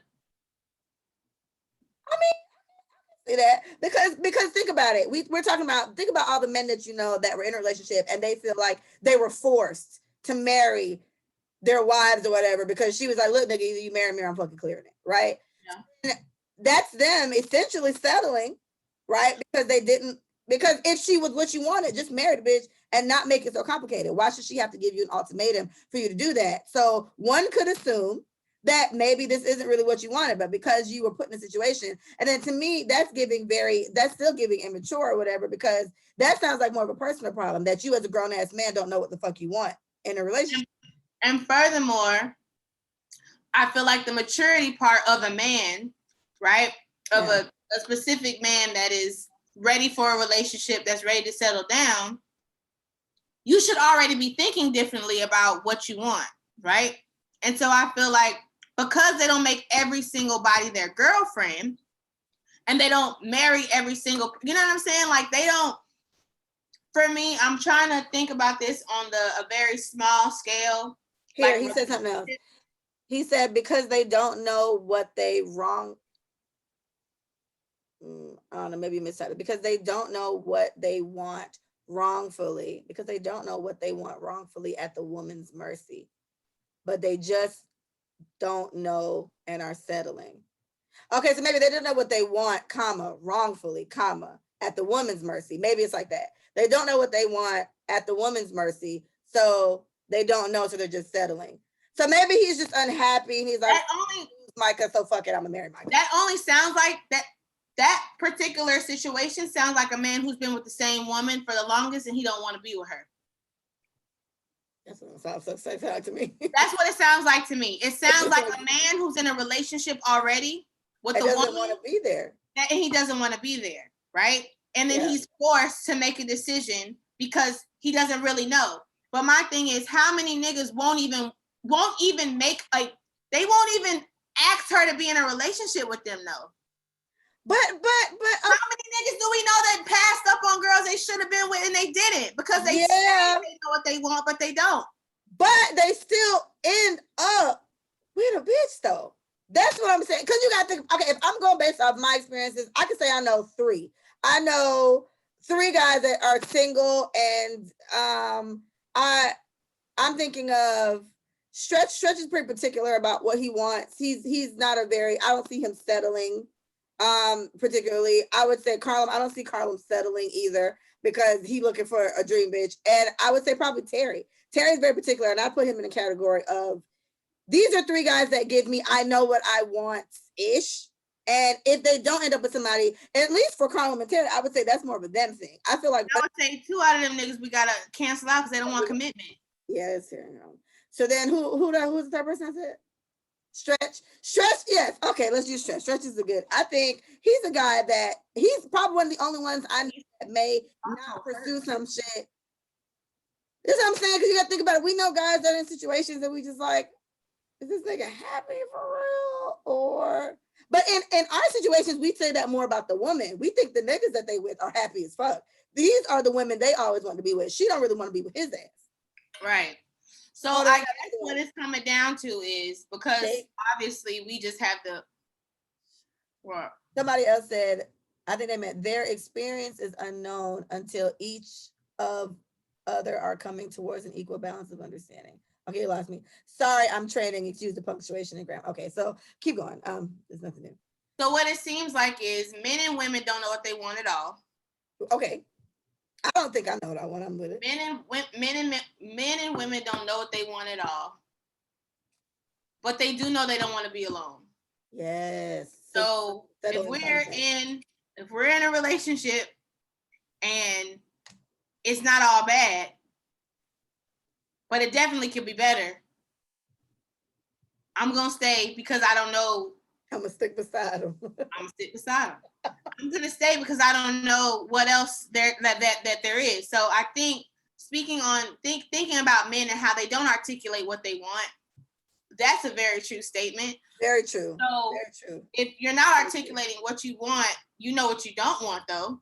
You know what I'm saying? Like you can say what you don't want. So maybe starting with that would be easier for them. And I still think their deliberation process is better than ours because they ultimately have to make that decision. Yeah, you gotta propose. Like they have to propose. You gotta propose to me.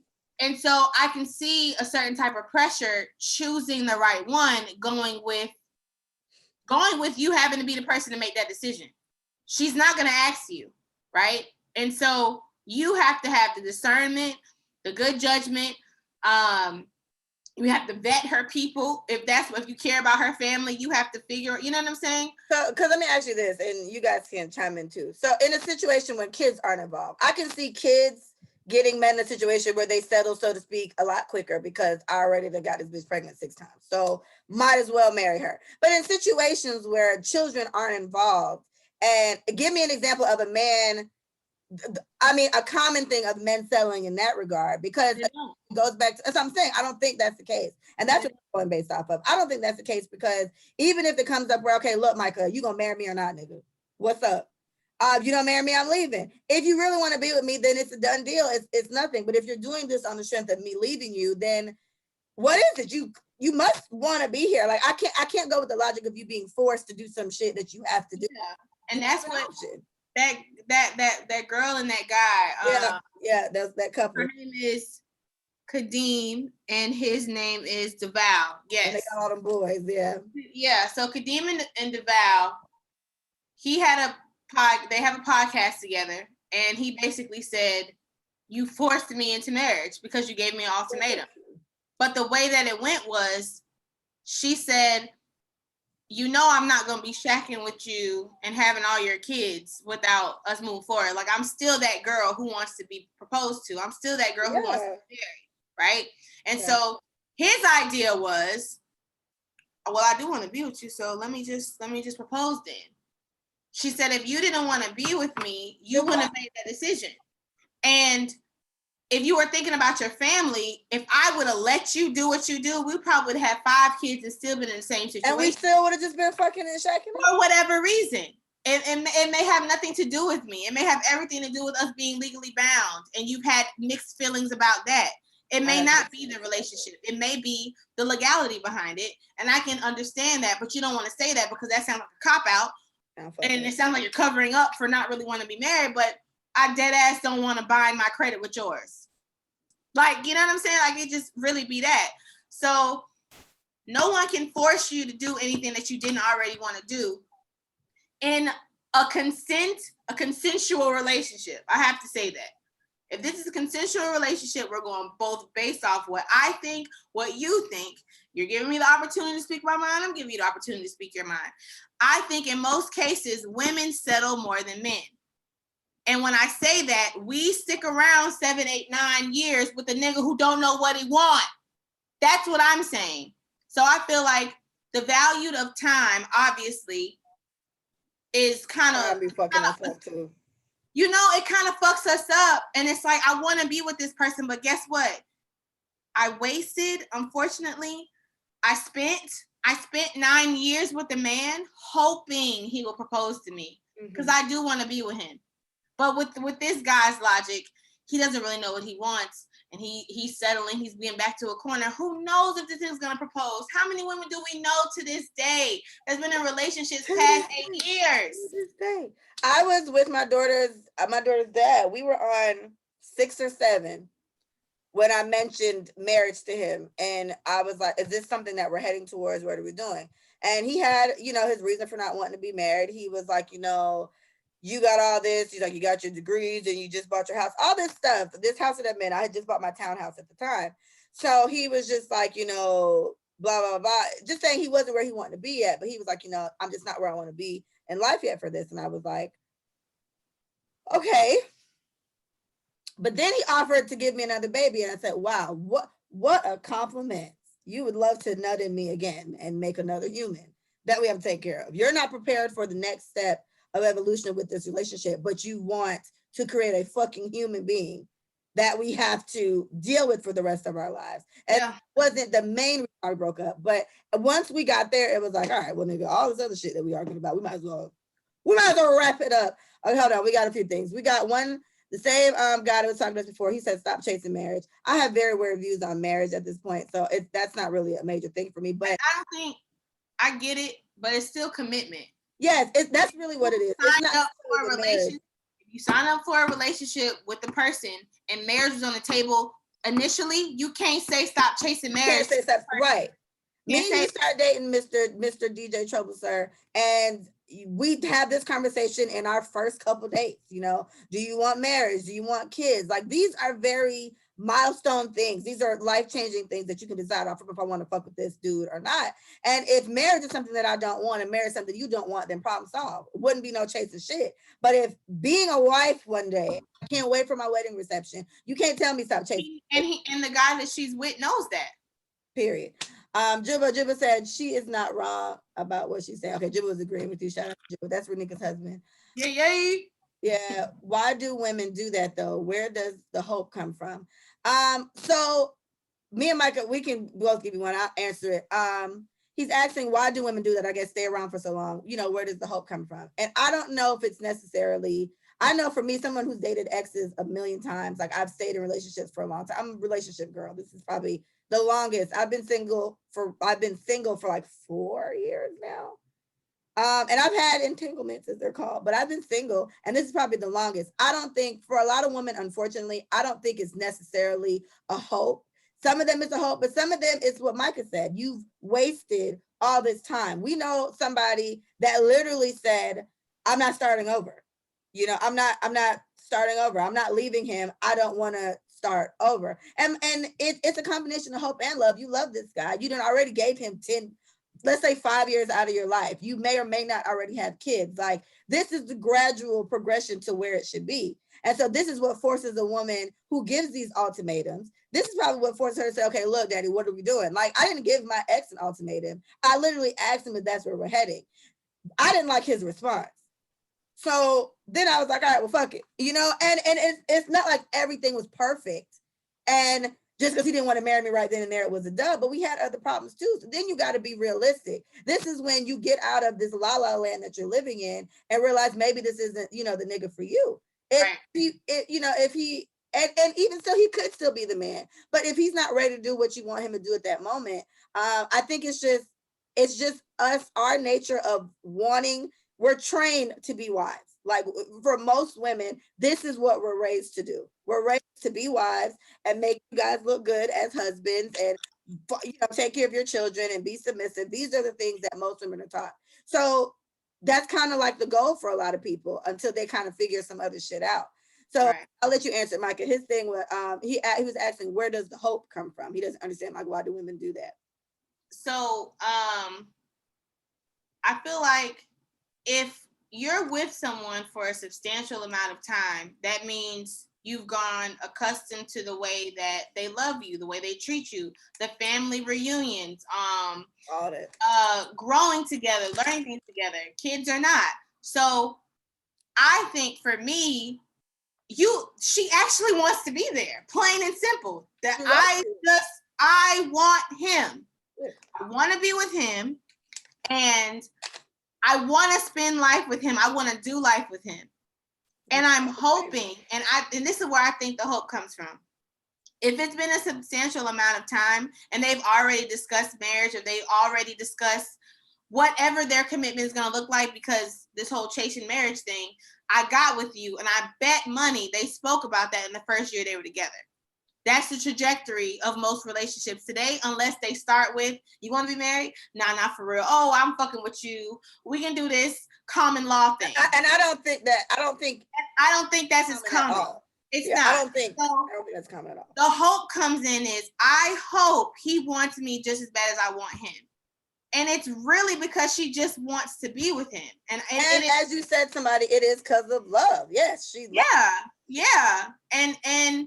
And the growth and honestly, y'all, it could be really, really beautiful. Like 6 years of a beautiful relationship. Maybe one kid later, maybe one kid, maybe no kids, but for the most part, they are not struggling anywhere else.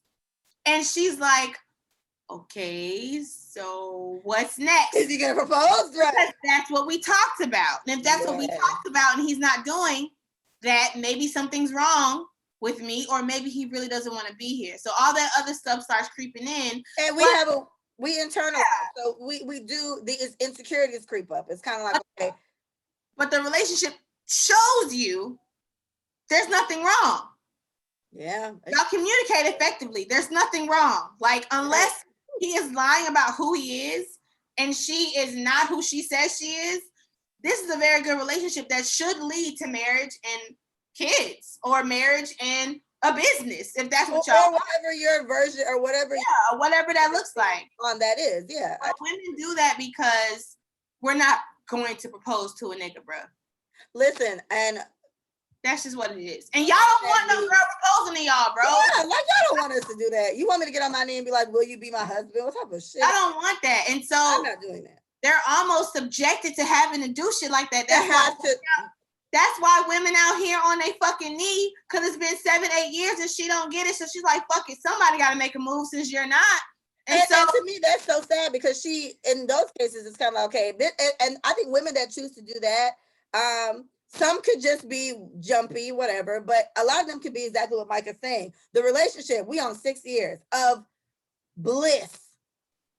Somebody just needs to propose. I know this nigga love me. I know Micah wants to be with me. Gonna say yes. So let me just ask him. Yeah, I'm gonna just ask him. I know. Yeah. One of us got to get the ball rolling. This nigga don't ever do shit on time anyway. Yeah. So right. I'm gonna do it. Hold on. So my thing is, for men, is very important in a relationship. Facts.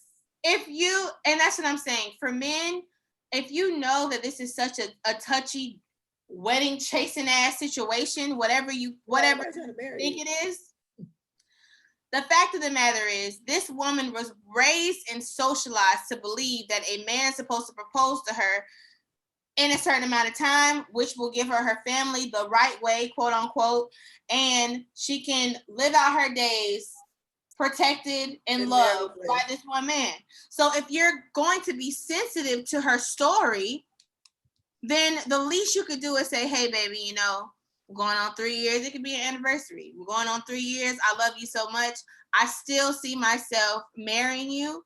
These are the things that I've been doing in preparation for that. I don't want to ruin the surprise, but that's the least you could do, is a conversation. Even at 5 years, and this bitch been antsy, because what women are waiting on in a good relationship. Shit, even in the bad one, what they waiting on.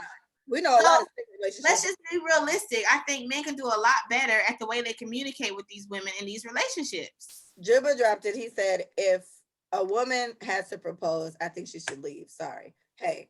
Oh yeah, we're with you. But I say no. She ain't gonna have no choice. Yeah, I take what you said, and I want to talk on that, Micah.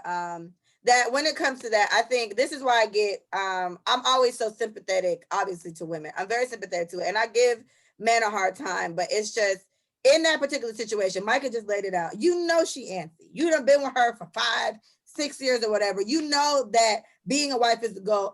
Please don't let her homegirl start getting fucking engaged. It's even fucking worse for you. Or her fucking parents. Or her parents on her ass or whatever. So someone's always asking, so when are y'all gonna tie the knot? When are y'all gonna do it? And it's like, as along with Jill, but me and Micah talk about this all the time. Communication is key. Having a conversation just like that, just to ease your woman's nerves, bro. And that's it. I feel like she won't even give a fuck what I gotta say, what my mama gotta say, because she already talked to her nigga and she already good. The only time things like that get worse is when she still don't know what the fuck is going on. She still don't know what's happening. She still never gonna propose. Now she starts asking herself, damn, shit, I did. Everyone's good at giving advice. So if you fuck up and have a woman that's a little more intuitive, it's gonna be even worse. Cause now she's like, all right, self, this nigga, you know he fucking with us, right? You know he wasting our time. We gonna stay here for the rest of our life. You know, there's just so many levels of it you got to consider. When that you can ease the bitch nerves real quick. Just be like, hey, you know what? I fuck with you, bro. We gonna do this. And honestly, that's not enough. Please be more verbal about what you're trying to say. Yeah.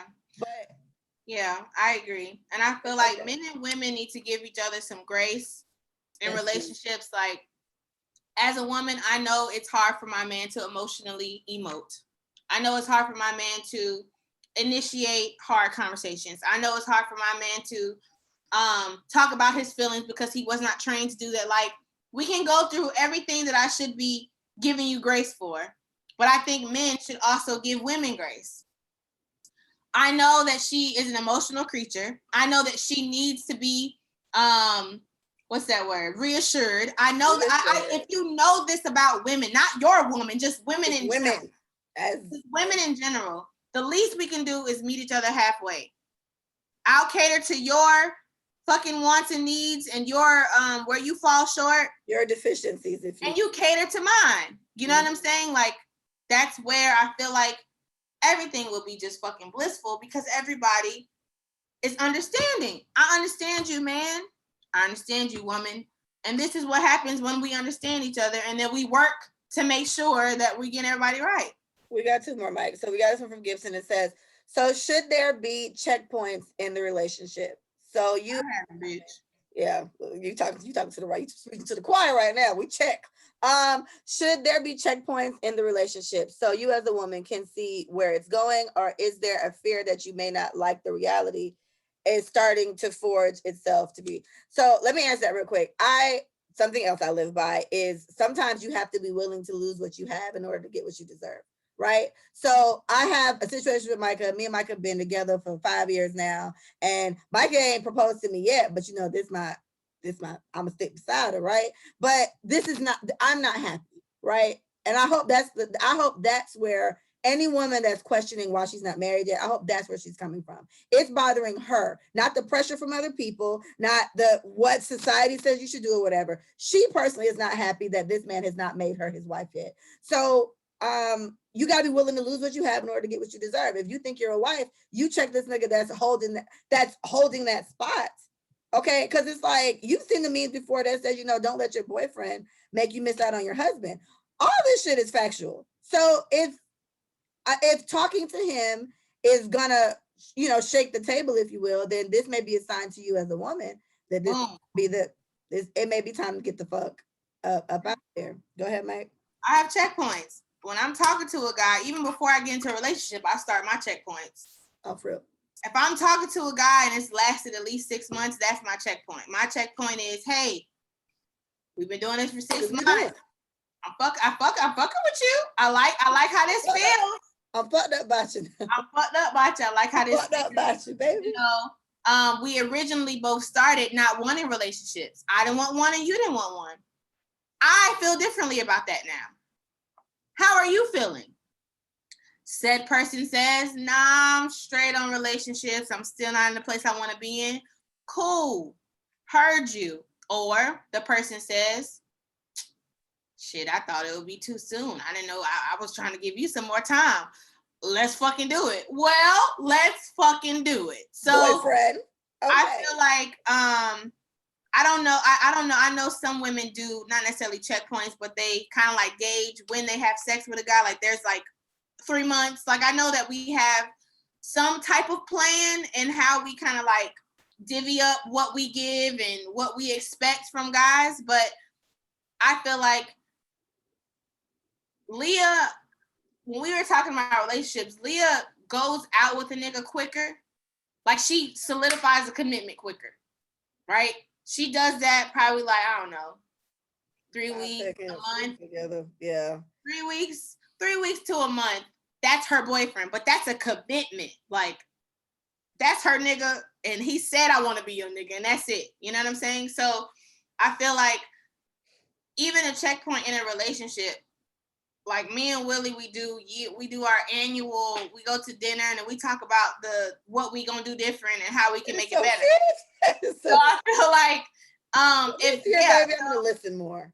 So yeah, Gibson, I feel like if people did more of that, then it would ease a lot of the jitters along the way because you won't just be hopelessly just frolicking in this relationship. Don't know what the fuck also, I'm 31. Oh, the fuck. So and at the time I met Willie, I was what, 26? Yeah, something like that. 25, 26. So I feel like women start thinking differently after a certain age because we have to. Yeah. So I'm thinking some of these women are in a relationship, they 21, 22, they think they got time. So I don't think they're thinking about, should I be checkpointing this shit? Should I gauge where it's at? Because they just kind of living and kind of feeling and kind of being in that moment and not thinking about, oh shit, 6 years are gone by. I'm 26 now. I've been with this thing for 5 years. Mm-hmm. And although I'm young, he hasn't proposed to me yet. And we're still together. Yeah. So I think sometimes people don't want to know the answer because they already know it's gonna be no. They already kind of know. And what talk on the checkpoint thing, I've adapted Micah's checkpoint thing because Micah's right. You know, I'm girlfriend girl, but you have to understand this, and I mean this in the most serious way possible. I have dated the same 2 niggas for a very long time. And the first one, I dated him in high school. So yes, in high school, I became his girlfriend by week 3. Okay, I'm Mrs. his girlfriend. And we just dated on and off for years after that. And my daughter's dad, he's the last relationship I had. And that was technically over 4 years ago. In the midst of us being broken up, I was dating that same ex again, a different ex. So it's like now in like adult world where I have to learn how to date. Like this has been such a struggle, but I'm honestly starting to kind of have a good time. It's kind of nice. It's kind of all right. You know, this dating shit kind of cool. So that's something to be considered too. For people who don't even know how to do that shit right, I have to now adapt ways to figure out how long I'm gonna give a nigga to waste my time, right? Because I'm good for it. I just be handing out my time. Like I can replay. Shut up. Real good for just letting nigga waste my time, right? So for me, it's like a whole new learning experience for me to figure out, okay, how long am I going to deal with this? And even with me for the 6-month thing, I've adapted Micah's, but I still don't even really like that because it just depends. It depends on how your feelings work. I may be more emotional than Micah. And even if we're both emotional the same, Micah keeps that shit way more player than I do when I start liking the nigga. I'm actually I'm pretty cool at this shit now. Like I feel like I'm fired, but I'm just saying we're getting there. I'm getting so good, Micah. Micah tells me she's proud of me all the time.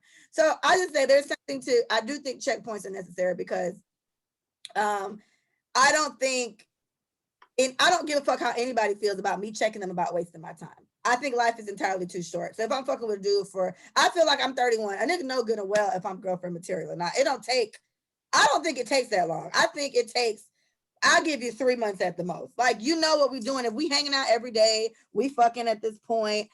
You coming at my house doing all this. Like, we're basically in a relationship. So I think that's something else to also be considered too. Before you start doing shit like that, there is something to be said about that old wives' tale of why the cow gets the milk for free or whatever. Yeah. I mean, there's a point to be made about that too. You know, there's a natural elevation when it comes to stuff. And I think you need to figure out what works for you as a woman and a man and see what makes you not feel like you're being taken advantage of. Because I think that's something that also kind of throws women too. How many times have you heard of a situation where a woman is so mad at herself for giving this man all this stuff? Sis, You did it. Like, it's fucked up. I'm on your side, but I want us to take responsibility. Yes, I want us to take more responsibility for the shit that we fall for and why we fall for it. And as Micah said earlier in the situation, the key is to ask yourself, why the fuck that worked on? Why do I keep doing this? Why do I keep doing that? Okay, I got to do it, Micah. Hold on. Y'all are really giving us, you guys are doing so well today. Okay, maybe that pressure caused a man to be scared to marry. I know I wouldn't want to be forced into something I'm not ready to do. Marriage is a lifetime commitment, so why not wait? My number one thing I say about that is when you are 96, you can still nut in somebody and make a child. More than likely, your dick is still popping. These ovaries, by the time we hit 30, most of these bitches are already gone. There's something to be said about that. And there's some women who are very strong on not wanting to be a mother before they're wed. They don't want to have kids out of wedlock. I had my kid out of wedlock. I didn't die, but some women are very strong about that. It's not for me or you to tell any particular woman when she should be in a situation she feels like she needs to be in. And she can't force a man to do it. But like we said earlier, if I'm with you, Mr. Chris, and I say, okay, look, Chris, what we doing? Like, you either gonna marry me or not. If you're like, okay, I'm not ready to be married, I have a decision to make. Yeah. If you say, okay, well, I don't want to lose you, I'm marrying you, then you made the decision. Right. Problem solved. But it's like, these are my golden years, or no, the golden years is old. These are my, I don't know, the young years or whatever. There's no point in wasting each other's time. Yeah. This is why I say why. And then you can easily say in that same situation, I want to marry you. Give me a year. That'll work. That's it. I want to marry you. Or I don't think marriage is for me. Can we talk about common law? Like, if you want to be with this woman, find a way. Find a way to be with her and still get what you want. But ain't nobody forcing you to do shit. Like, you're not. She's entitled to want what she wants, and so are you. And if you think marriage is so this and it's such a long thing, whatever the fuck, why are you with someone for so long without addressing that? Addressing it. You should have said whatever you needed to say about how you feel about marriage and how crazy of a commitment it is and how serious it is and how forever it is. You need to be talking those feelings through the person that you're with so they can either meet you halfway or sayonara your ass. Like, stop wasting everybody's time. Sayonara your ass. Oh, this live is ending again, y'all. I got a new one. Oh, we really got to end this podcast, girl. We going in tonight. Come on the next live, y'all. I agree. So I think there's something to be said. Like, everyone has a decision to make when they decide to do what they want to do. If you decide I'm not ready for marriage, then sis has a decision to make, and vice versa. And I think everyone needs to just take responsibility for the decisions that they made. I think that's something that we don't account for. And I'm very quick to get on us as women for doing that. Like I said, I did it with our homegirl the other day. He did this shit because you let him do this shit. Don't feel bad. I've been there too. That's been the case. But you take your power back. I think you take your power back in a way by accepting that, okay, the only reason why this nigga was able to do this is because I did it. It kind of takes away some of that insecurity you kind of feel too, I think, because you realize, okay, it's not that you're just such a this and such a that. You really sat here and gave him the ability to waste your time as much as he's wasted your time. So just take it as that. And man, same thing. If you don't want to marry this woman, you run the risk of losing her, but that's just kind of what the fuck it is. Like, you run the risk of losing her. Right. And guess what? Made, yeah. If you don't want to be there, just maybe you can get her back when she hasn't moved on and married. Because guess what? Some men who have proposed to women who weren't married, a year later he's married. Married as fuck. Because guess what? That's what he wanted. That's what he wanted to do. And you cannot blame that person for moving on quick. You cannot blame them. They wanted a relationship. So yes, she got a nigga. Yes, she got a nigga 3 months later. What else she was supposed to do? She likes you, yes, but guess what? This nigga stepped up and said, I want you to be my girl. Let's try to figure this shit out. And she said, hell yes, I've been waiting on this shit. Daddy. It's been a year. The nigga proposed. She says yes. Oh, so what? She wants to be married. Like, and because the truth of the matter is, Micah just said it, once you hit a certain age, I feel like there's a certain age where all this, I need time and I need this and I need that. there's a certain age where that shit's not gonna get you too far. You know what the fuck you want to do. And I've been told this by a few men, and I stand better. A man knows within the first fucking conversation what category to put a woman in. He knows to put me, if I'm just somebody he gonna fuck, he knows to put me in the category where I could be his girl, I could be his wife, I could be whatever. You know, and I feel it's because I could tell when I'm talking to a nigga, oh, the way it's a dub. Like I feel like I can sense it. So you know what you want to do. Gibson said, see, I have 8 sisters in total, and I can't see no cat wasting their time, which gives me empathy. So I can't stand seeing it to other women. And if anything, that's hats off to your sisters for not being women whose time can be wasted. And so this is where, again, I'm putting it on us to take more responsibility for the shit that we sit there and put up with at whatever time. Because I mean, and in a more crass way, I mean, a nigga gonna waste your time as long as you. He gonna treat you how you allow him to. Yeah, and it goes to everybody.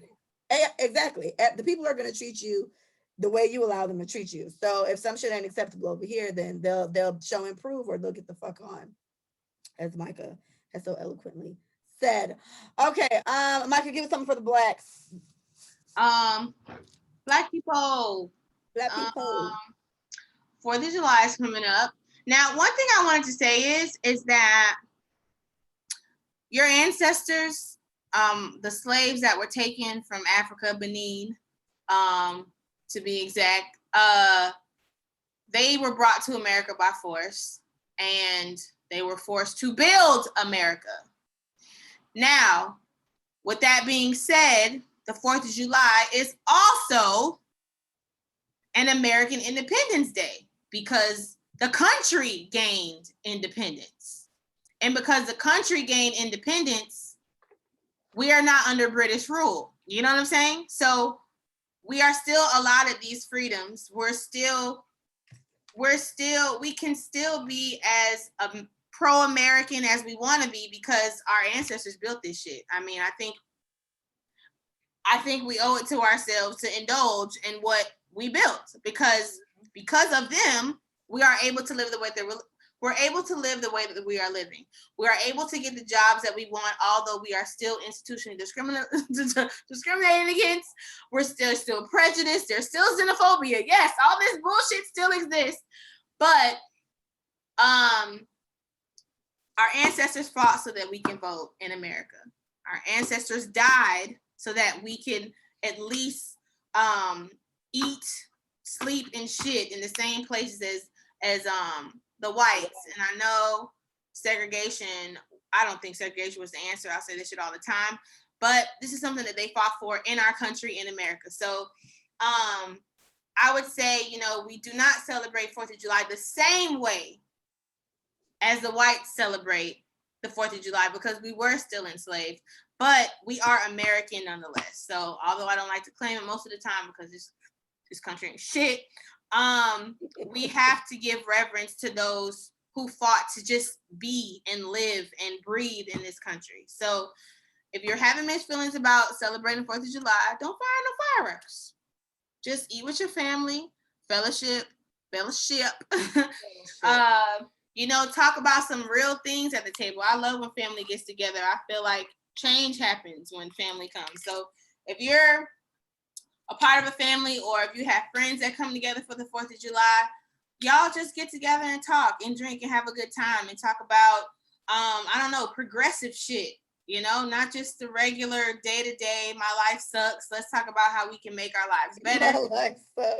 How we can invest, how we can, become, competitors, essentially. So we are still American. And I don't want to go anywhere else but here. This is where I was raised, where I was born. Although I'm not in line with what the country believes about us or thinks about us, this is the country that we were brought to, and my ancestors were raised in. So at least give reverence to the day for the slaves who had to witness all these fucking fireworks while they were still in the field. So I love y'all. That's deep. All right, my rant. I'll use my rant to answer your question. He's asked. He said, DJ Trouble 01. I would like to hear some feedback on being a single parent to a little powerful Black lady. Has this topic been covered?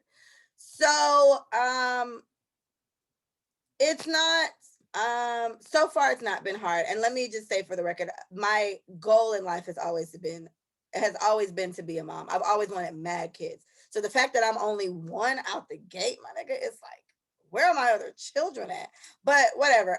It's not, I'm a very goal-oriented person. I'm a very solution-oriented person. So a lot of the things that I do with my kid, there were things that I think back now when my daughter was younger, when I was still in school, when I was getting my master's, like stuff like that. Like my days were so jam-packed. But as a single parent, I think something that single mothers and single fathers do, because there are single dads out there too. I think something you learn as a parent is you just have to get it done, right? There's no need in sitting around bitching about it. There's no need in sitting here saying, oh my gosh, what was me? This thing I do this. You just get things done. I don't knock women that put people on child support, and I don't knock women that don't. My mom is Jamaican. I was born in America, but I grew up in Jamaica. I went to school in Jamaica, and then I finished my schooling here in Florida. So I've been here for a good amount of time. And what has been discussed on this podcast a lot is that we do think island people and African American people were raised very differently. I do feel like as a Jamaican, I have a way different drive to get shit done. Mainly because I grew up around family members that would have done anything to come here. So me having the gold spoon, if you will, and being born here, I didn't have to marry nobody to get a visa. My mom didn't have to file for me. I was just here. There's a different sense of pride the way I teach my kid, and there's a different sense of pride in the way I carry myself. This is why I'm proud to say I'm a homeowner, and I'm proud to say I got all these degrees, because the bitch gonna put some respect on my name regardless. This is how I am, and so I'm raising my child to be the same way. I'm not even worried about her in certain aspects. You know, she has me for the education stuff, and my daughter's grammar is very good for an 8-year-old, better than many adults, I will say so. She's corrected a few people. She's definitely my child. But the combination there with her father, who is technically a single parent, he's in a relationship, but he's still technically a single parent for all reasons. He's a great man. Like, he teaches her all the he has the good sides about him. He instills this in our kid. So I'm proud to say that while I'm a single parent, I don't do it on my own. My daughter is with her dad right now. She just left today. He and I have a great co-parenting relationship. And the goal, I think, of any parent is to make your child a better version of you. I've talked about that many times. So I said that to Micah. Micah's been around kids a million times. We've talked about her kid. She's having a boy. This little man is about to be ridiculous. When he's with Auntie, he's gonna have on a suit, and I'm gonna slick his hair down just while he's a baby. He's about to be so fat. I can't wait to smell him. But I just say it's I'm not even gonna lie. I'm not saying it's not hard, but it has been a pleasure to be my kid's mom. I love that little girl so much. And for me, you just get shit done. Like, who the fuck else gonna do it? Who gonna do it? Who gonna do it? Who gonna do the phone do it? So it ain't nothing but a thing, man. All single parents out there, the single moms and the single dads, you are definitely saluted, because this shit is hard. As we mentioned, everyone has interpersonal shit they're dealing with. So nothing's harder. I've had moments when I've been very low, and I can definitely call it depression. And I've been able to call the Micahs and the Tarshas and the Pages. The three of them have come through when my daughter was young, and me and her dad were going through a lot of stupid shit. They have come through, and they have really helped just not let my kids see me so fucked up, while I went and just cried, because I can cry. I can cry. And they came through and they played patty cake and did dumb shit with my baby while I, saved face. And my mom never showed me a weak woman. So I make it my job to not show my child that as well. So I'm not saying it's not hard. I don't feel like it's hard, but I know it is. So I'm just saying that you just do what you got to do, man. You just get it done. My kid's gonna be great, and she's gonna definitely be a better version of me. My mom told me I'm a better version of her, which is such a compliment. And so my kid's gonna be a better version of me, and my little sister. She's like, I call her my firstborn, so she's gonna also be a better version of me and my mom, because I think that's what we're here to do. What's the point of making a kid that's more fucked up than you? You have failed your fucking child. So thank you for that question. That was very nice. I appreciate that. Jimmy, shut up. Jimmy, you better plan the boat ride. I'm not playing, boy. Okay. Anyway, this is a fantastic episode, Beth. Yes. Jeez. And I would like to send a special shout out to my friend Michael, because let me tell you, Happy, I had a long work day or whatever. So I had just closed the laptop and I laid down on the couch and I was like, bitch, I'm going to sleep. And here go Michael. So we're not doing the podcast? Fuck. Yes, Micah, we're doing the podcast. I have on like boxers under here. I just put on like a shirt. I'm trying to look good up here above. Micah, she put on her wig for y'all. We're trying to be consistent. We're trying to stick to what we said of consistently doing our episode like we're supposed to. So we in here. I appreciate you guys so much for listening, following, supporting. Please share. You can visit us at letassayitforyou.com. Follow us at Let It Say It For You on IG, Let It Say It For You on YouTube, and Let It Say It For You, just for you, on Twitter. It has been a pleasure, Black people. And other. I was like, and everyone else. I'm sorry. I don't know where that came from. Those darn blacks. You know I'm with it. Hey, it's Micah. All right. Thank you guys so much for listening. Goodbye.